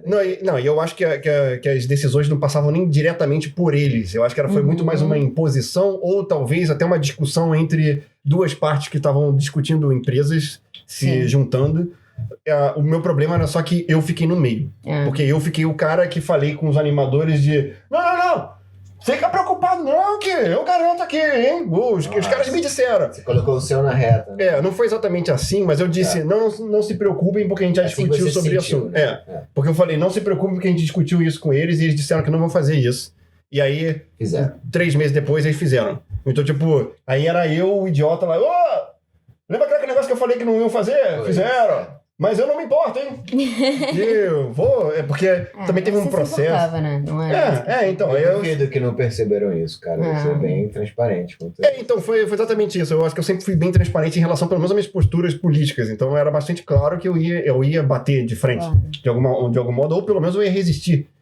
Então... Mas, de certa forma, eu acho que eu tinha um certo respeito deles. Pelo menos eles me respeitaram o suficiente para falar... Pra chegar pra mim e ao invés de me demitir de cara, eles falaram assim, essa produção aqui vai até junho de 2016 e depois disso a gente não tem mais nada. E eles falaram isso pra alguns animadores, acho que foram uns 10 animadores, sei lá, e eu tava incluso nisso. Eu só achei um pouco chocante porque eu tava lá há 6 anos e... Ia fechar as portas do estúdio? Não, eles vão fazer Irmão de Jorel, a 2ª temporada, alguma coisa assim, que a gente já tava fazendo a primeira. Só que tinha muita gente na equipe e Irmão de Jorel precisava de, sei lá, um número específico de animadores e tinha mais do que isso, porque a gente estava fazendo 2 produções e ia virar só uma. No final eles acharam uma outra produção para fazer, mas primeiro eles dispensaram a gente, tá? Só que na hora que eles falaram assim, não tem nenhum plano para isso, e eu fiquei até o final porque eu gostava. Essa era uma coisa que eu acho... Eu também sou grato em relação a isso. Eu adorava o Copa. Eu amava o Copa. Então, tipo, pra mim o Copa e aquele ambiente, as pessoas... Eu era um cara muito engraçado nesse sentido, porque eu era o cara que eu chegava no Copa e eu falava com todo mundo. Então eu ia lá, apertava a mão das pessoas, falava, e aí, tudo bom, cara? E não era uma coisa... Eu comecei a fazer isso sem muito comprometimento, mas depois teve um momento que eu gostava de fazer isso. Eu adiciono ainda o fato de como você passou muito tempo se procurando profissionalmente. Quando você se achou, você cria um amor por ele. Eu passei por isso também. Eu fui advogado tributário. Quando eu realmente quis trabalhar com audiovisual e que eu consegui um emprego na Conspiração, filmes no Brasil, eu fiquei completamente apaixonado pela empresa, sabe? Não importa o como eu vi de coisas erradas, e até o fato deles terem me demitido no final, por fatos que eu não vou falar aqui agora, eu me senti na hora assim, cara, eu ofereci pra minha chefe na época, assim, eu vou ficar aqui até o final do meu aviso prévio, vou treinar o próximo advogado e pode contar comigo. Porque eu senti esse amor, sabe, pela empresa, pelo fato deles terem me direcionado para o lugar que eu queria ir. Sim. Então eu acho que tinha um pouco disso, eu acho que tinha... O fato de eu ser muito grato a eles por terem me dado a oportunidade de ser um animador e ter me criado como animador e tal. Certeza. E eu acho que o fato de eu... eu realmente adorava o Copa, eu amava o Copa. O ambiente pra mim era incrível, então eu adorava todo mundo, eu adorava a sensação de estar ali, de conversar com as pessoas, da dinâmica que a gente tinha. Então foi muito difícil pra mim sair do Copa, mas foi um processo, assim, eu acho que e era muito divertido trabalhar lá e tal. Aí você ficou até o final, acabou o seu contrato. Mas só pra frisar isso, eu acho que também teve essa questão do... Eu queria terminar o trabalho porque eu gostava do trabalho que eu estava fazendo específico. O Historietas, o filme do Historietas também era muito divertido para fazer. Então, para mim como animador era também um desafio. Então, tipo, cara, tudo era muito legal. Então eu falei, cara, eu vou ficar aqui até o final e tal. Aí o Molica, que é um amigo nosso lá, que tá aqui, ele já tava Muitos fora. dos meninos do Copa que trabalharam com você, inclusive, estão aqui, né? Inclusive. Aliás, esse é um outro privilégio da minha vinda pra cá pro Canadá. O Molica tava em São Paulo e aí ele tava fazendo um teste pra DHX do Pôneis, do filme do Pôneis. Ele estava em São Paulo? Ele tinha saído do Copa? Ele tinha saído do Copa e tinha ido pra São Paulo pra trabalhar numa empresa lá. E aí ele começou a fazer esse teste. Também. Tá. E aí, durante esse processo de ser mandado embora, nesses 5 meses, a gente criou uma página no Facebook que era I fudeu, ou Rio fudeu, empregos. Então, tipo, as pessoas postavam coisas que eles achavam que poderia ser interessante e tal. Para os amigos, né? Para os amigos, para as pessoas que estavam mais ou menos ali dentro do Copa e tal, ou para pessoas que foram convidadas de alguma forma, mas era mais ou menos um grupo reduzido. E aí o Molica colocou lá e falou com a gente tô fazendo um negócio aqui pra DHX, um teste, e a moça perguntou se tem mais alguém interessado em fazer. É pro Canadá e tal, não sei o que lá. Eu pensei, caralho, ideia maluca, né? Mas, pô, por que não, né? Você já tinha saído do Copa nessa época? Eu tava pra sair. Não, eu tava pra sair do Copa, eu acho que era junho ou... eu tinha um contrato até o final de junho de 2016. E... eu não sei quando é que comecei a fazer o teste, mas foi alguma coisa assim, tipo um mês antes, alguma coisa assim. Aí eu comecei a fazer o teste tinha vários problemas, principalmente porque era muito pesado a cena. Mas eu falei, pô, legal, beleza, vamos fazer esse teste aí. Aí a gente pegou, vários outros amigos fizeram também. Pro filme ou pra série? Pro filme. Tá. Aí a gente fez o negócio, eu fiz o teste. Aí me chamaram pra uma entrevista e eu fiquei o tempo todo, eu ficava assim, né... Nunca vamos. Vai ter uma hora que vão chamar uma entrevista e falar assim, brasileiro. Não. Tem mais o que fazer da minha vida do que ficar chamando brasileiro de... E você tinha um inglês muito, muito meu baixo nessa época, né? Meu inglês era ridículo. Então, parabéns. É tipo assim, eu entendia mais ou menos, eu entendia bem o inglês, mas... Quando as pessoas falavam direito, né? Mas ainda assim... Mas o meu falar, meu speaking era ridículo. E aí eu me lembro da minha entrevista era a Nadine falando e tal. Não, e tal. Foi pelo telefone? Não, foi pro Skype. A Nadine é brasileira. Não, Nadine é alemã. Então foi a sua primeira vez falando com um estrangeiro? Parabéns pra esse. E aí ela foi falando os negócios, eu fiquei assim, yes! Yes! Good! Me draw! Me animate! Aí, accept! Yes! E foi basicamente isso. Eu só falava yes. Tem um momento que ela me perguntou, o que você gosta de fazer? Eu falei assim, acting. Sério, assim, você falou, né? Cara, de verdade, foi muito próximo disso. Uau! Não foi me... porque eu sabia que estava errado, mas foi mais ou menos I like acting. Yes, accept. Hire me. Hire. Como foi isso? Não, e o mais engraçado... Acabou a entrevista. Não, o mais engraçado é que ela foi super simpática. Ela deve estar desesperada, que ela falou assim, foda-se, chama ele. Mas me chamaram. Você teve que demonstrar o seu trabalho de alguma forma? Então, a gente fez o teste. Então, tipo, a gente passou no teste e teve cenas, né? Você entregou cenas. Né? Eu entreguei uma cena pra eles, que foi o teste básico que todo mundo fez. Eu entreguei uma cena pra eles, que eles me passaram como teste, e mostrei o Rio e tal. Seu portfólio. Essa coisa toda. Então, tipo... eles sabiam mais ou menos o que eu tava fazendo ali, ou o que eu poderia fazer, né? Então, mas aí me chamaram E aí foi engraçado também porque a gente tinha... O Douglas tinha sido chamado pra vir pra Titmouse alguns meses antes. Só que o processo do Douglas foi meio demorado e tal, então ele só chegou aqui no Canadá em junho ou julho. E aí eu cheguei em agosto. E aí foi muito bom ter o Douglas aqui, para além da nossa amizade. O Douglas era seu chefe na... Ele trabalhou o Douglas, também lá. O Douglas o Douglas... então, a gente trabalhou no Copa também, e a gente era amigo lá de lá. Era um dos animadores que você lidava no Copa, né? E a gente já se conhecia e tal, lá a gente se despediu do Douglas. Isso que foi meio engraçado, a gente se despediu do Douglas e eu fiquei pensando... no momento, Canadá, né? Porque ele ia pro Canadá, mas ele demorou o processo. Então, tipo assim, a gente se despediu do Douglas num mês... Ele passou outros 2 meses em Ribeirão Preto e depois ele veio pro Canadá. Então, tipo, eu pensei, quando eu tava me despedindo do Douglas, eu pensei assim, nunca mais vou ver ele. Douglas. Adeus, cara. Não, Douglas, foi bom te conhecer. Eu nunca mais vou ver esse rapaz na minha vida. E aí... porque você nem sabia do... Não sabia nem de teste. Na hora que me despedi do Douglas, eu não sabia nem de teste. Então eu comecei a fazer teste, blá, blá, blá, passei, aí falaram o negócio e tal. E aí o Douglas tinha vindo em julho. E aí eu tava conversando com ele e aí era bom também porque o Douglas tava arranjando uma casa que tinham vários quartos.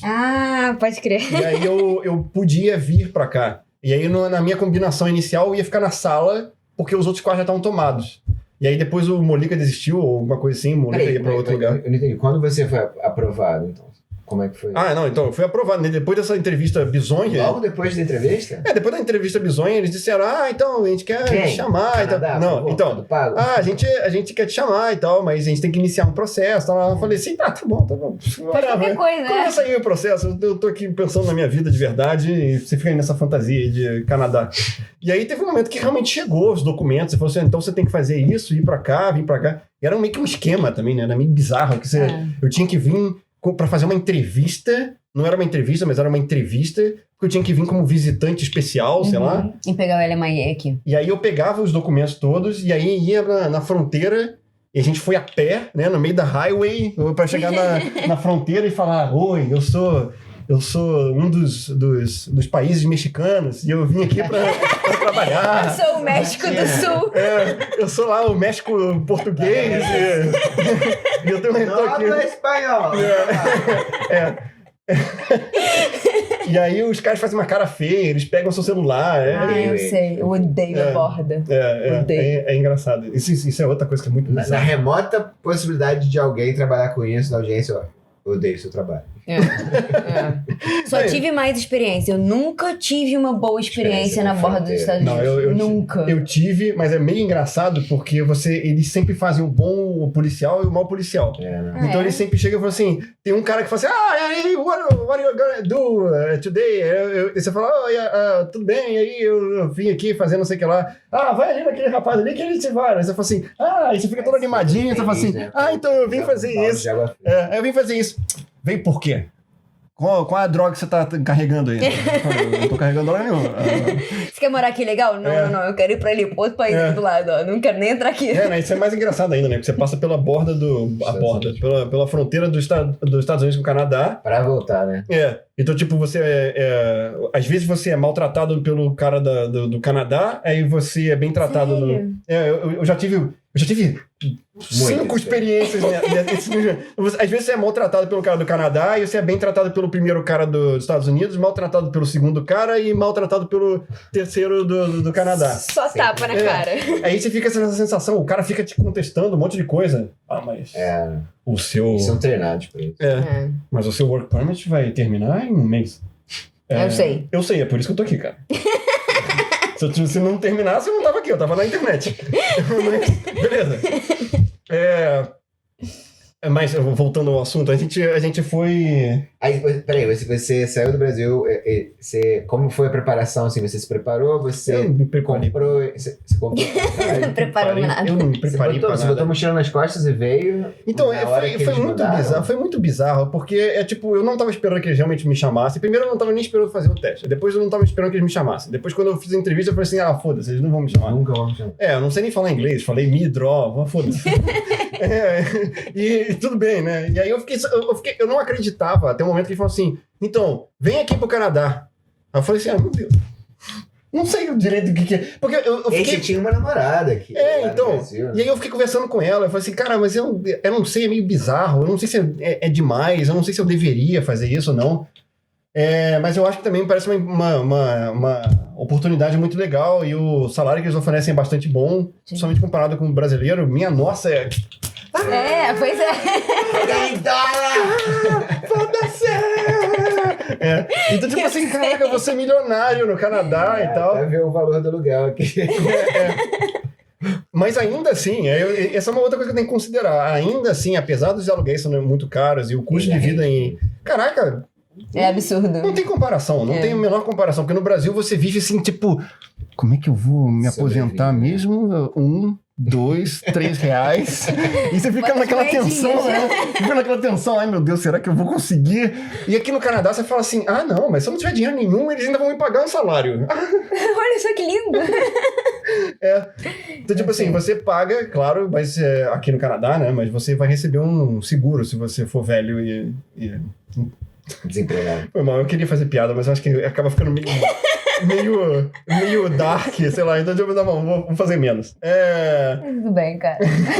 Porque eu falo assim, ficar velho e imprestável, eles vão te pagar alguma coisa. Justo. Mas não, então, eles te dão um seguro ainda que você esteja... que você não tem dinheiro nenhum, mas você também pode fazer o seu plano de retirement e aí você ganha mais um salário razoável, decente. Então, tipo... É uma realidade completamente diferente. Então, tipo, foi um pouco isso, assim, tipo, eu não tinha me preparado muito, eu só meio que preparei um pouco. Então, eu vou pra lá, eu meio que tinha combinado com a minha ex, que era tipo, então eu vou pra lá e vou ver, sei lá. A gente... Ela topou? Ela teve uma resistência, mas ela topou, porque ela também entendeu que era tipo, é uma boa oportunidade. É uma boa oportunidade. Também, né? É uma boa oportunidade. Então, tipo, vai lá ver com ela e vamos ver o que a gente faz. A partir disso, então, tipo... Mas vocês combinaram de vir juntos, né? O plano era eu vinha pro Canadá e eu ficava no Canadá durante um tempo pra eu tentaria descobrir o máximo possível sobre como ficar aqui. E se era possível realmente morar. Não, e realmente morar e imigrar pra cá. Sim. Porque eu não sabia, ainda mais que eu era velho, então, tipo, eu não sabia se eu poderia. Não, eu digo velho não só porque eu tenho essa hiperconsciência, que eu estava com 36, eu acho. Ou 30... Não, eu tinha 34. 34, porque foi 4 anos atrás. Tinha 34. Agora. Desculpem. Mas eu acho que você vê... Eu só acho que, tipo, eu tava velho nesse sentido do processo do PR. Porque o processo do PR, você ganha pontos... um número de pontos até os seus 30. Quanto mais velho você é, menos pontos você ganha. E aí cada ano que passa você vai perdendo mais pontos. Então, tipo, com 34 eu já tava meio velho para iniciar um processo que não seria naquele momento, seria em anos na frente. Então eu já tava pensando, eu tenho menos pontos e vai contando cada vez menos, né? Então eu tava meio tenso que eu não sabia. Aliás, eu não sabia nem PR, então, tipo, não sabia nem como é que funcionava. Eu sabia que eu era meio velho. Que bom que os meninos estavam aqui, né? Pelo menos você não chegou assim, tipo, não conheço ninguém nesse país muito louco, que eu não consigo falar com as pessoas direito. Foi muito bizarro, porque... Caraca, eu cheguei aqui... Não, então, eu combinei com ela, e eu falei, então eu vou pra lá, e aí eu chego lá, vejo, tento arranjar o maior número de informação, a maior quantidade de informação possível, e vejo se é possível. Se for possível, eu falo, vem pra cá que a gente tenta. Então, você comprou a passagem sozinho? Eu comprei a passagem sozinho, ela ia ficar no Brasil e eu ia começar no Canadá e depois eu ia dizer pra ela se funcionava ou não funcionava e tal, blá, blá. E ainda no final eu falei que dava, porque tinha o processo do PR, ia ser meio difícil, mas eu podia ter experiência, usar isso no processo e fazer e tal, só tinha que ter uma nota boa em inglês. O que pra mim foi um desafio ainda maior, porque não só porque eu não falava, mas também porque tinha essa pressão de a sua vida depende do seu inglês. Então, se você for mal, você a gente vai te mandar embora. Não tem PR, você vai embora. O Gu fez a prova 2 vezes pra tirar a nota que a gente precisava. eu fiz gente que fez 5 vezes. Eu fiz 4. Eu fiz 4 e eu desisti, na verdade. Porque assim, eu fiz 3 vezes o IELTS. CELPIP. Porque disseram, é mais fácil. Faz o CELPIP. Tipo, eu comecei com uma nota que era mais ou menos, mas era tipo 9 pra reading e listening. Você tira 9 em todas, né? Não, eu tinha que tirar pelo menos um 7 no speaking e no writing. Eu tinha que tirar pelo menos 7 em todas pra ter uma nota razoável, porque a sua nota fica muito maior quando você tem um 7 do que quando você tem um 6. Sim. Quando você tem 9 em tudo, fica ainda maior. Fica incrível, mas eu nunca sonhei em ter um 9. Tá bom. Mas aí eu tinha um 9 no reading ou no listening, eu tinha, sei lá, um 8, e depois eu tinha 6, era 7 pro writing e 6 pro speaking. E eu falei, não, tá bom, vou estudar isso aqui. Aí eu comecei a estudar. Na última vez que eu fiz, foi a terceira vez que eu fiz, eu fiquei com 11 no... porque a nota máxima era 12. Fiquei com 11 no listening, 10 no... Porque e ainda tinha isso também, porque a partir de 10 contava a mesma coisa, como se fosse, é incrível, fantástico, não precisa mais nada. Então eu fiquei com 10 no writing. No reading. E no writing eu fiquei com... Eu não sei se eu fiquei com 7, eu acho que eu fiquei com 7, e no speaking eu fiquei com 6, de novo. Então, tipo assim, eu não conseguia melhorar o meu speaking era sempre ruim. E tem uma série de fatores ali, eu acho que no CELPIP, a pior coisa do CELPIP, pra mim especificamente, pra mim, o meu tipo de personalidade, é que você tem que inventar situações. Então, tipo... Você fala com a máquina. Né? E você tem que inventar situações. Então, tipo assim, às vezes você trava. Às vezes porque eu tô muito consciente sobre o meu inglês. Tipo, cara, foi mal, eu não consigo ficar inventando história enquanto eu tô pensando no inglês também. Eu lembro, assim, especificamente esse ponto, que eles me deram uma foto, um desenho, né, uma ilustração, e pediram pra eu falar sobre coisas que eu via na ilustração por 3 minutos. Exato. Eu não sei mais sobre o que eu vou falar. Exato. E você fica falar em português, eu ia tirar uma nota ruim também. Exato. E tem pessoas que fizeram, americanos que fizeram o CELPIP e que não tiraram boas notas, ou pelo menos tiraram, sei lá, 8. Tipo, de 12, você tira 8 e você é americano, você fica assim, caralho. Eu ia falar, eu conheço uma menina que é de Las Vegas e ela tirou 7 e 8 em várias. E você falou assim...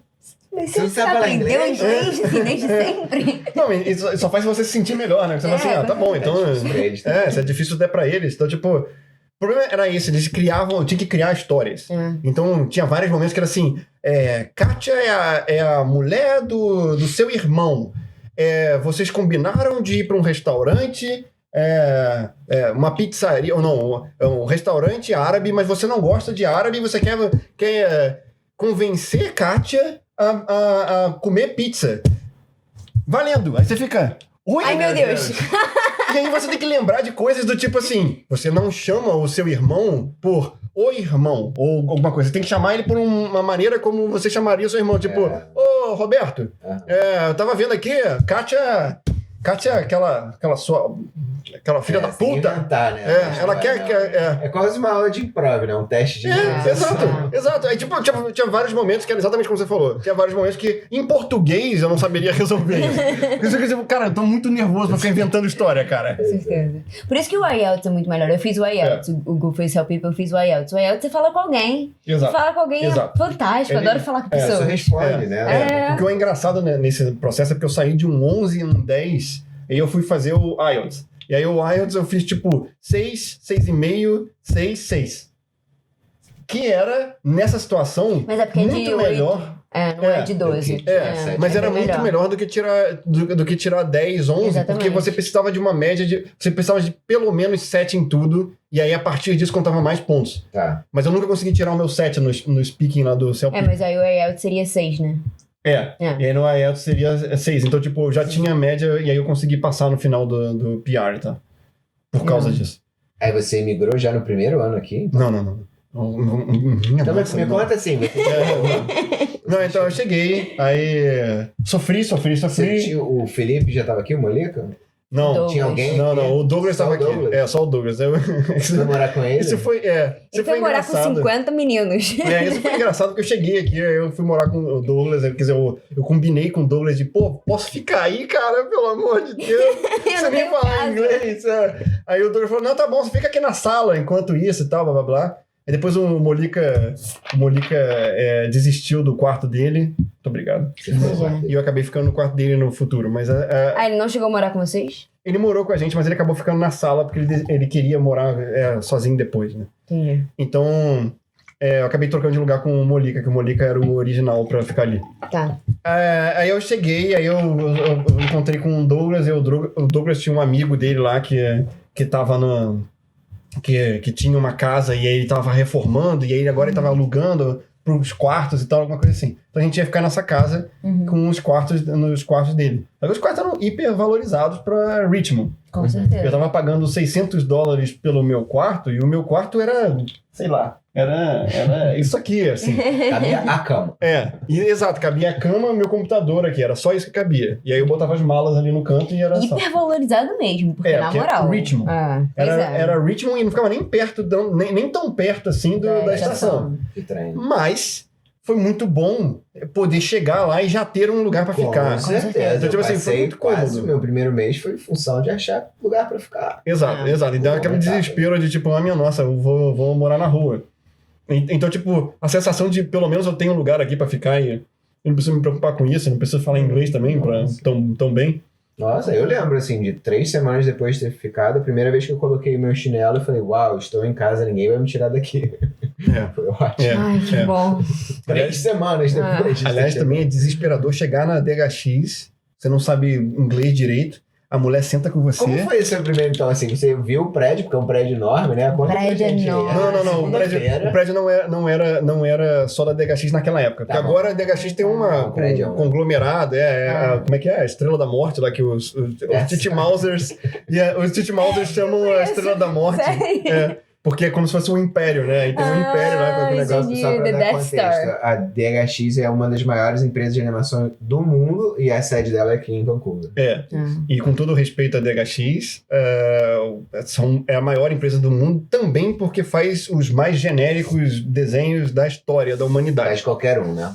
Qualquer um. Tem alguns que são legais, mas tem outros que a imensa maioria é completamente genérica, aquele tipo de coisa que você fala assim, é só pra completar os espaços, né, vazios. Eles são também o estúdio mais corporativo aqui. De todos, com certeza. Não, com certeza. Esse é o único de capital aberto também. Também. Então, tipo, eu cheguei lá, a DHX ainda ficava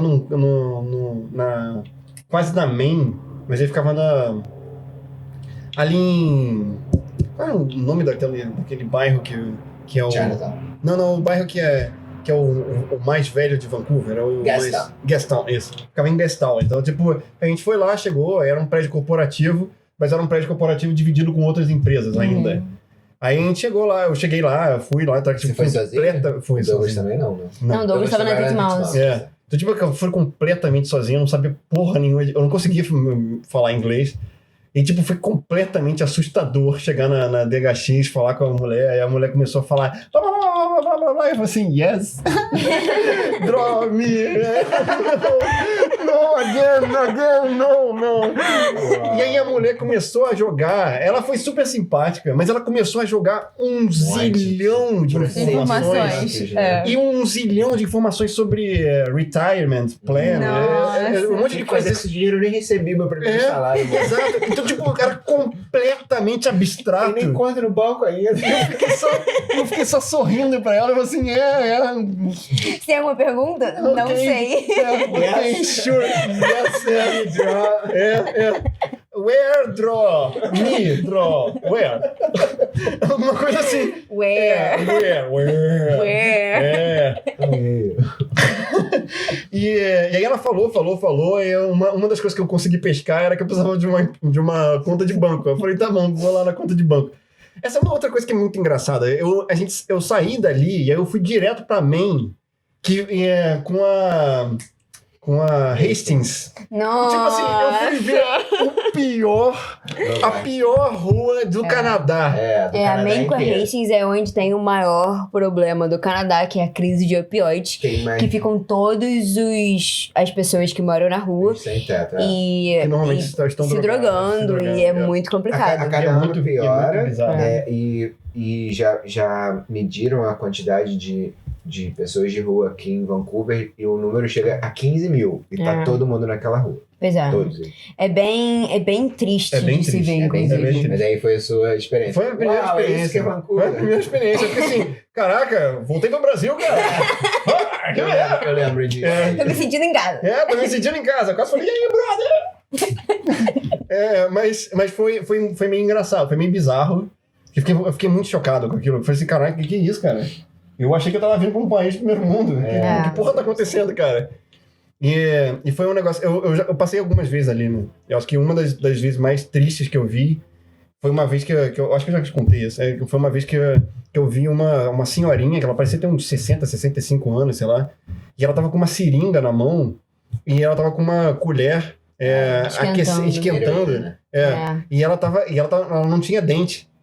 Então, tipo, era completamente... E ela tremia, e ela tava fazendo um negócio, tipo, completamente deprimente. Eu falei assim, nossa senhora... A primeira vez que eu vi isso, eu vou morrer, cara. De forma que eu nunca tinha ficado chocado no Brasil. Porque eu acho que eu nunca vi isso no Brasil tão perto. Porque, assim, o pior que tem no Brasil é a gente fumando crack. Mas a gente fumando crack é num cachimbinho, a pessoa tá escondida. Quando você vê a primeira pessoa se espetando com... uma colher, né? É muito na sua cara, né? É muito na sua cara. Calçada, né? E é muito próximo do centro. Então, tipo assim, não é um negócio que você tem que ir lá na periferia do cara do caralho pra ver. Você tá ali você tá na sua rua, se você for caminhando pela Main, a Main é uma rua que também tem um lado legal. Se você for caminhando na Main, uma hora você chega na Hastings e você fala, minha nossa senhora, onde eu estou? O que sou eu? E tem isso, né? The Walking Dead. São 5 quarteirões, 4 ou 5 quarteirões que isso acontece. E acabou. Você não vê isso acontecer em outro lugar. Intenso. É muito intenso. Tanto que eu entrei na rua e eu falei assim, não, quero estar aqui não, vou embora. Você chegou aí no... Tem um mercadinho ali que eles vendem coisas roubadas. Você chegou aí lá? Não, ainda não. A minha primeira experiência com a Hastings foi o anfitrião, né, do lugar que eu tava, que eu fiquei 2 semanas na casa de uma pessoa. E ele me levou lá achando assim, que eu ia curtir por ser turístico o lugar e tal. E me levou pra dentro daquele mercado. E eu lembro de olhar assim e falei... Cara, o que eu tô fazendo aqui? Brasil, eu estou assim, numa área muito, muito, muito problemática da cidade. E eu lembro de ficar chocado também. Eu fiquei completamente chocado. E como não tem violência, é um lugar que as pessoas andam mesmo. Porque não tem violência, é muito hostil. É verdade. Mas não tem violência. A violência é muito baixa. É muito baixa. Principalmente, eu diria, não tem repressão policial. Os policiais, eles chegam lá mais oferecendo ajuda, assim, só se tiver realmente crimes violentos acontecendo. Mas eles não vão lá para coibir o uso e abuso de drogas. Então, mas é bem chocante. Aí eu fui lá, fiz a conta do banco e tal, mas ela me passou uma série de coisas. E eu acho engraçado que foi muito intenso. Os primeiros dias foram muito intensos. E aí no terceiro dia eu tive que fazer um exame de sangue. E aí eles me passaram o negócio. E aí, tipo, minha crise de pânico normalmente acontece nesse tipo de situação. E aí eu fui pra lá e falei assim... Você não gosta de tirar sangue? Eu odeio. Eu odeio o hospital, de um modo geral. Eu acho que eu prefiro morrer em casa, em paz. Eu também, com certeza. Eu detesto o hospital. Cara, eu odeio a imagem de eu estar no hospital e morrer lá. Cara, foi mal, também. Desculpa. Eu prefiro morrer em casa. Eu prefiro ir pra floresta, que nem falam dos índios. Falam dos índios que vão pra... eu tô velho, acho que eu vou morrer. Deixa eu ir pra floresta, eu prefiro fazer isso. Acho que eu vou pro Stanley Park e morro lá. Gatos também normalmente fazem isso. Eles vão embora e se escondem. Então, eu quero morrer ali no Stanley Park. Não quero morrer não, porque eu não quero... Eu não quero morrer. Eu não quero morrer. Eu não quero morrer no Stanley Park, não, porque eu não quero estar aqui em Vancouver pra morrer, em Stanley Park. Mas tá bom. Esse é um outro problema. A gente vai chegar lá. Eu não sei se a gente tem tempo suficiente pra isso, mas tá. Infelizmente, a gente tem que... Mas enfim, continua. Tá bom. 1h30 de podcast. Ok. Foi mal. Então, a experiência foi muito intensa e tal, e foi meio traumático. Porque eu tive que tirar sangue, eu tirei sangue, e aí eu desmaiei e eu bati a cabeça no chão, e aí abri... Foi o terceiro dia. Não, terceiro dia. Você desmaiou depois de sair da clínica? Não. Tirando sangue. Eu estava na clínica... Tinha gente que cuidar de você. É isso que eu pensei. Mas mais ou menos, porque eu falei pra ela, olha... Posso desmaiar, tá? Posso desmaiar. Existe um sério risco de eu desmaiar aqui, só pra você saber. Eu falei lá no meu inglês... brasileiro, né? Me draw, blood, boom, die, but no die. But no die. No die, just appear, die, but no. Mas não adiantou nada, porque aí a gente tirou sangue e eu não reagi na hora, mas depois eu tive a crise. E aí eu desmaiei. E de alguma maneira muito bizarra, eu caí da maca e bati com a cabeça no chão. E aí eu abri um buraco na minha cabeça que começou a sangrar. Nossa. E, cara, eu só acordei, eu me lembro de ter acordado, aí tinha um monte de gente falando inglês, e eu falei assim, nossa senhora, eu tô fudido. O que eu tô fazendo no Canadá? Que porra eu tô fazendo aqui? Vezes, né, Exato, que porra eu tô fazendo no Canadá? E de repente vem uma ambulância. Nossa. Aí vem os caras, me botaram numa maca, levantaram. Eu fiquei assim, caralho, que vergonha, cara. E aí eu fui levar numa ambulância e botaram. Eu falei, caralho, puta que pariu. Agora como é que eu vou sair tinha dessa? Uma identificação canadense, não, né? Não, nenhum. No Brasil, você Terceiro dia dele. Nenhum. Eu só tinha. Eu acho que eu tava com passaporte. Eu acho que eu andava com passaporte, Você pelo menos. pagou pelo serviço? Porque você não tinha o MSP ainda, né? Essa é uma outra ironia muito engraçada, porque assim. Custa $1.000 por dia. 950. 950. Não. 950 pelo atendimento de emergência no hospital. Uau. E 550 pela ambulância. Tá. Exato. Que só que essa cagada da história. Porque assim, eu virei e falei assim: você vai fazer seguro de saúde? Não, seguro de saúde é para os fracos. Eu no Brasil. Seguro de saúde é para os fracos. Aí eu falei assim: não vou não. Aí meu pai tinha um negócio do cartão dele que ele falou assim: então, filho, fiz um negócio aqui. Aproveita porque tem até seguro de saúde. Então eu tô te mandando o seu cartão, mandando o cartão pra você. Aí eu falei, tá, beleza.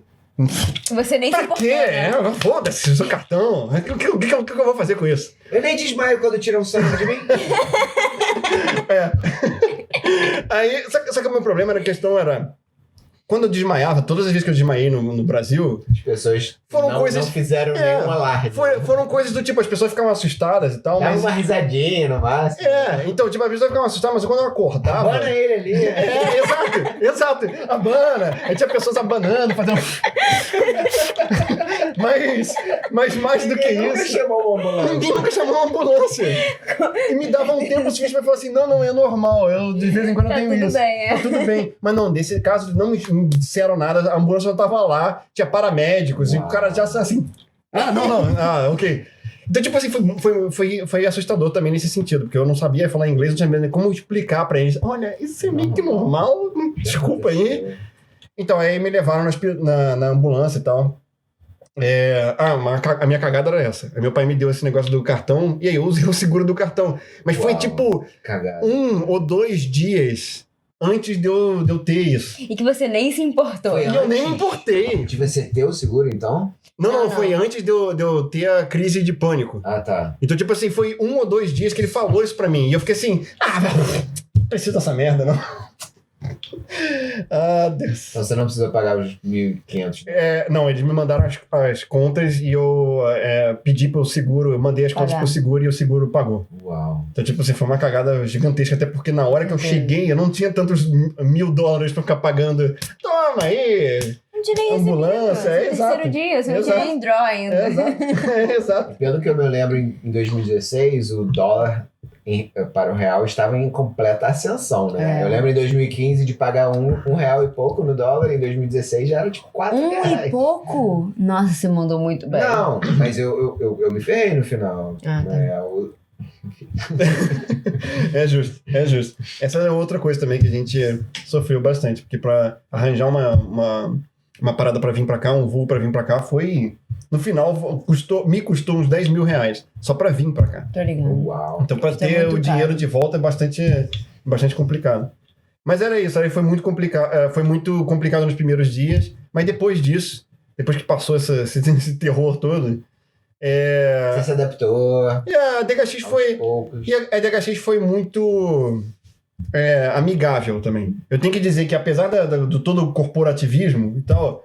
Ela é muito legal pra você chegar num primeiro momento, porque eles não te cobram muito, assim, não é um negócio muito... Eles estão acostumados a contratar pessoas de fora, né? Ou eles estavam, pelo menos, na época. Mais ou menos? Mais ou menos. Eles são muito amigáveis, mas eles também não entendem muito. Então, tipo, fica aquela coisa assim, a gente contratou uma pessoa que meio que entende, mas aí a pessoa dava umas ideias que não eram exatamente o que a gente precisava fazer e tal, um consultor e tal. Foi um pouco complicado. Foi a consultor também. Consultores são meio complicados aqui, porque eles normalmente te vendem o pacote da consultoria, né? Então... só que eles contrataram o pacote e aí essas pessoas, eles não falavam... eles só falavam inglês e tal, lá.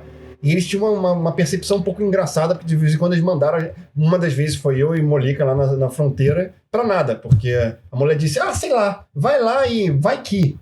E aí a gente chegou lá, o cara falou assim, não, vai na internet. A gente tem que voltar. Então, tipo, foi um negócio meio... Pô, pra que esse idiota mandou a gente pra cá? Mas... Eu honestamente, eu acho desnecessário, mas enfim. É. A informação tá toda no site. Não, então isso a gente descobriu depois. Pois é. Isso a gente descobriu depois, mas a gente tava meio que confiando na empresa, então tipo, a empresa mandou essa pessoa, então eu vou confiar na pessoa que Todo mandou. mundo faz isso. Exato. Mas é o caminho mais natural também, né? Você contratar alguém que é um especialista. Né? Com certeza. Mas essa é outra coisa, né? Durante meu processo, minha estadia na DHX, teve um momento que eu tava tentando fazer o PR, então eu comecei a aprender tudo relacionado ao PR, até o BCPMP, que é o programa da província para tentar te ajudar a imigrar, né? Te dar pontos suficientes para imigrar e tal. Então, eu já tinha feito, eu acho que eu fiz um PhD nesse negócio, então, tipo, eu fiz todo o processo sozinho, e aí no final só deu uma merda, porque acabou que eu tava junto com a minha ex, quando eu comecei o processo. Ela já tinha vindo? Ela já tinha vindo. Então, tipo assim, eu fiquei aqui durante um tempo, eu falei pra ela que tava funcionando. Tá tudo legal, tenho casa, vem. E dá pra imigrar, a gente só precisa de pontos e tal, essas coisas todas. Vocês chegaram a casar, não, né? A gente fez um common law, como é que é o nome disso? União estável. Então a gente fez uma união estável até pra gente poder fazer isso, mas também porque a gente queria, então a gente fez e a gente começou. Quer dizer, eu vim pra cá. Aí eu vim pra cá, a gente usou isso, ela conseguiu um work permit, e depois de 9 meses que eu tava aqui no Canadá, ela chegou, e a gente morou durante 1 ano, depois a gente se separou, e aí ela voltou pro Brasil. Só que eu tava fazendo meu PR durante esse período final, que a gente ainda tava junto. Então, durante esse período, eu tava no meio do meu PR. Então, e você tem que fazer um ajuste, né? Então no meu PR, no final, eles meio que me pediram um documento que eu não tinha com ela. Então eu tive que cancelar, eles cancelaram o processo e eu tive que começar de novo. Nossa! Então, tipo assim, foi desesperador, porque naquele momento específico, eu tava, além de recém-separado, eu ainda tava trocando de empresa, porque eu tava na DHX e depois fui pro Canadá. Mas Tito Mouse. Eu não sei, eu realmente acho que a minha história não cabe em 60 episódios, porque vai ter episódio pra cada... Vai contando aí, pra cada desgraça. A gente marca de novo pra contar o resto. A gente continua, a gente chama várias vezes. Chegar no Canadá e tem 1h40 de vídeo. Exato. É esse que é o meu problema. Mas a gente pode wrap up e continuar. A gente tá adorando. Eu adoro. Tá bom. É porque, tipo, aí eu cheguei no Canadá e aí já foi difícil. Acho que essa questão cultural toda foi meio difícil pra mim. A DHX era muito contrastante com o Copa Studio. Porque o Copa Studio era, pelo menos na época que eu tava trabalhando lá, era o extremo da informalidade. Então as pessoas gritavam, elas faziam festa, falavam, cantavam. E as pessoas, eu incluo eu, né? Claro. Então, tipo assim, cultura brasileira, né? Exato. Mas como a gente era... para além dos brasileiros, a gente ainda era animação. Então, tipo, tinha uma questão de, pode falar, pode conversar e não sei mais o quê. Porque às vezes teve alguns problemas nesse tipo de situação, mas a gente gostava muito dessa sensação de poder ter essa coisa meio informal e tal. Então foi muito chocante. Foi muito chocante chegar na DHX e era tudo silêncio. E o dia inteiro, né? O dia inteiro. E era meio escuro. Então, tipo assim, dava uma vontade de dormir. Intensa. E ninguém tomava muito conta de mim, assim, tipo, se eu tô trabalhando ou não. Eu fico assim... ficar no YouTube o dia inteiro que ninguém ia falar nada. Eu não ficaria porque eu ia ficar entediado até do YouTube, mas era um pouco... Foi positivo no sentido de... Ok, pelo menos ainda me pressiona muito pra fazer muita coisa. Então eu posso me adaptar um pouco melhor pro Canadá antes de começar a me sentir pressionado em relação ao meu trabalho e quão bom eu deveria ser. Mas ao mesmo tempo era um pouco assustador essa sensação de que, caraca, é assim mesmo? Fica todo mundo calado o tempo todo? Eu tô aí você começou a entender, né, que Canadá era diferente do Brasil. Mas o isso positivo... foi uma das coisas que eu percebi de esquisito aqui. Até porque quando o meu primeiro estúdio que eu trabalhei foi na Tito Mouse. E tinha um monte de brasileiro já. E eu era amiga da Ana já, porque o Hugo era amigo da Ana. Então eu, na verdade, já conhecia todo mundo. E foi legal. Todo mundo me aceitou e tal. Mas aí rolou um e-mail depois de um tempo. Você já tava lá. Rolou um e-mail dizendo que as pessoas estavam batendo palma demais. Rindo demais. Conversando demais. Sabe quão baixinho é o riso da Marcela. Eu sei. Mas foi bem chocante. E é meio triste. Eu tenho que admitir que foi bem chocante.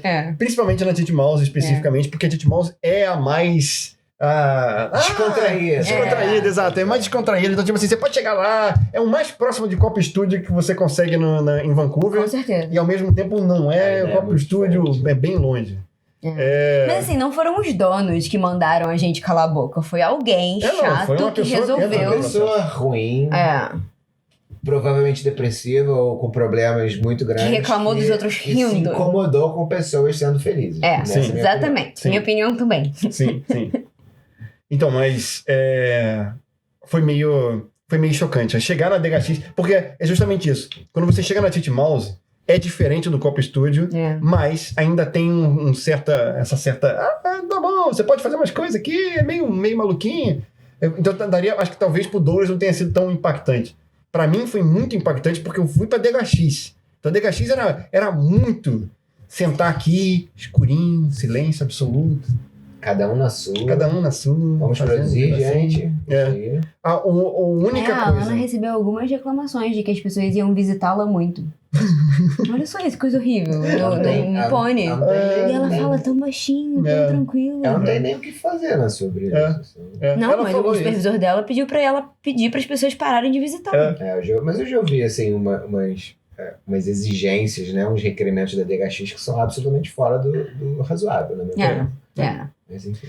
Então, mas pelo menos, o que eu tenho pra dizer da DHX em relação a isso é que, pelo menos eles me receberam bem. Exatamente. Eles foram me ajudaram no processo de imigração. Me ajudaram no processo de imigração. Eles até deram $1.000 pra gente, pra além do salário, pra se adaptar, que é uma coisa que é bastante legal. Com certeza, muito Só foi um pouco desesperador, porque eu cheguei nessa expectativa de $1.000, né? Pelo amor de Deus. e eles só me davam $1.000, só me deram os $1.000 com o meu salário, junto com o meu salário. Entendi. Só que o problema eu cheguei na semana que era de pagamento. E você só recebe 2 semanas depois da semana que você trabalhou. Então, tipo assim, se você trabalha nessa semana, eles vão te pagar essa mesma semana e a próxima semana no final da segunda. Então, quando eu cheguei nessa semana aqui, eu não ia receber durante a próxima e a próxima. Tô ligado. Então eu só recebi na terceira semana. Meu Deus do céu, pelo amor de Deus, me dá um realzinho aí, um centavinho, $1. Tô passando fome. E foi um lugar caro. Uns $600. Foi. Porque eu tinha me planejado pra, vamos jogar um dinheiro ali pra que eu tenha uns $, mas eu tava contando com salário. E aí, você vai me dar os $1.000? Não me deram. Aí eu fiquei assim, caraca. Os nossos reais, tadinho. Os nossos reais viram tão poucos $. Você pega uns 10 mil, pega $10.000, que é um negócio que você lutou pra ganhar. Aí você bota em dólar, vai. Mas em compensação. Quando você sai daqui e vai para o Brasil gastar dinheiro, né? É tão baratinho que você fica assim. Não, o que me surpreendeu também no Rio, da última vez que eu fui, era caraca, eu tô pagando em dólar.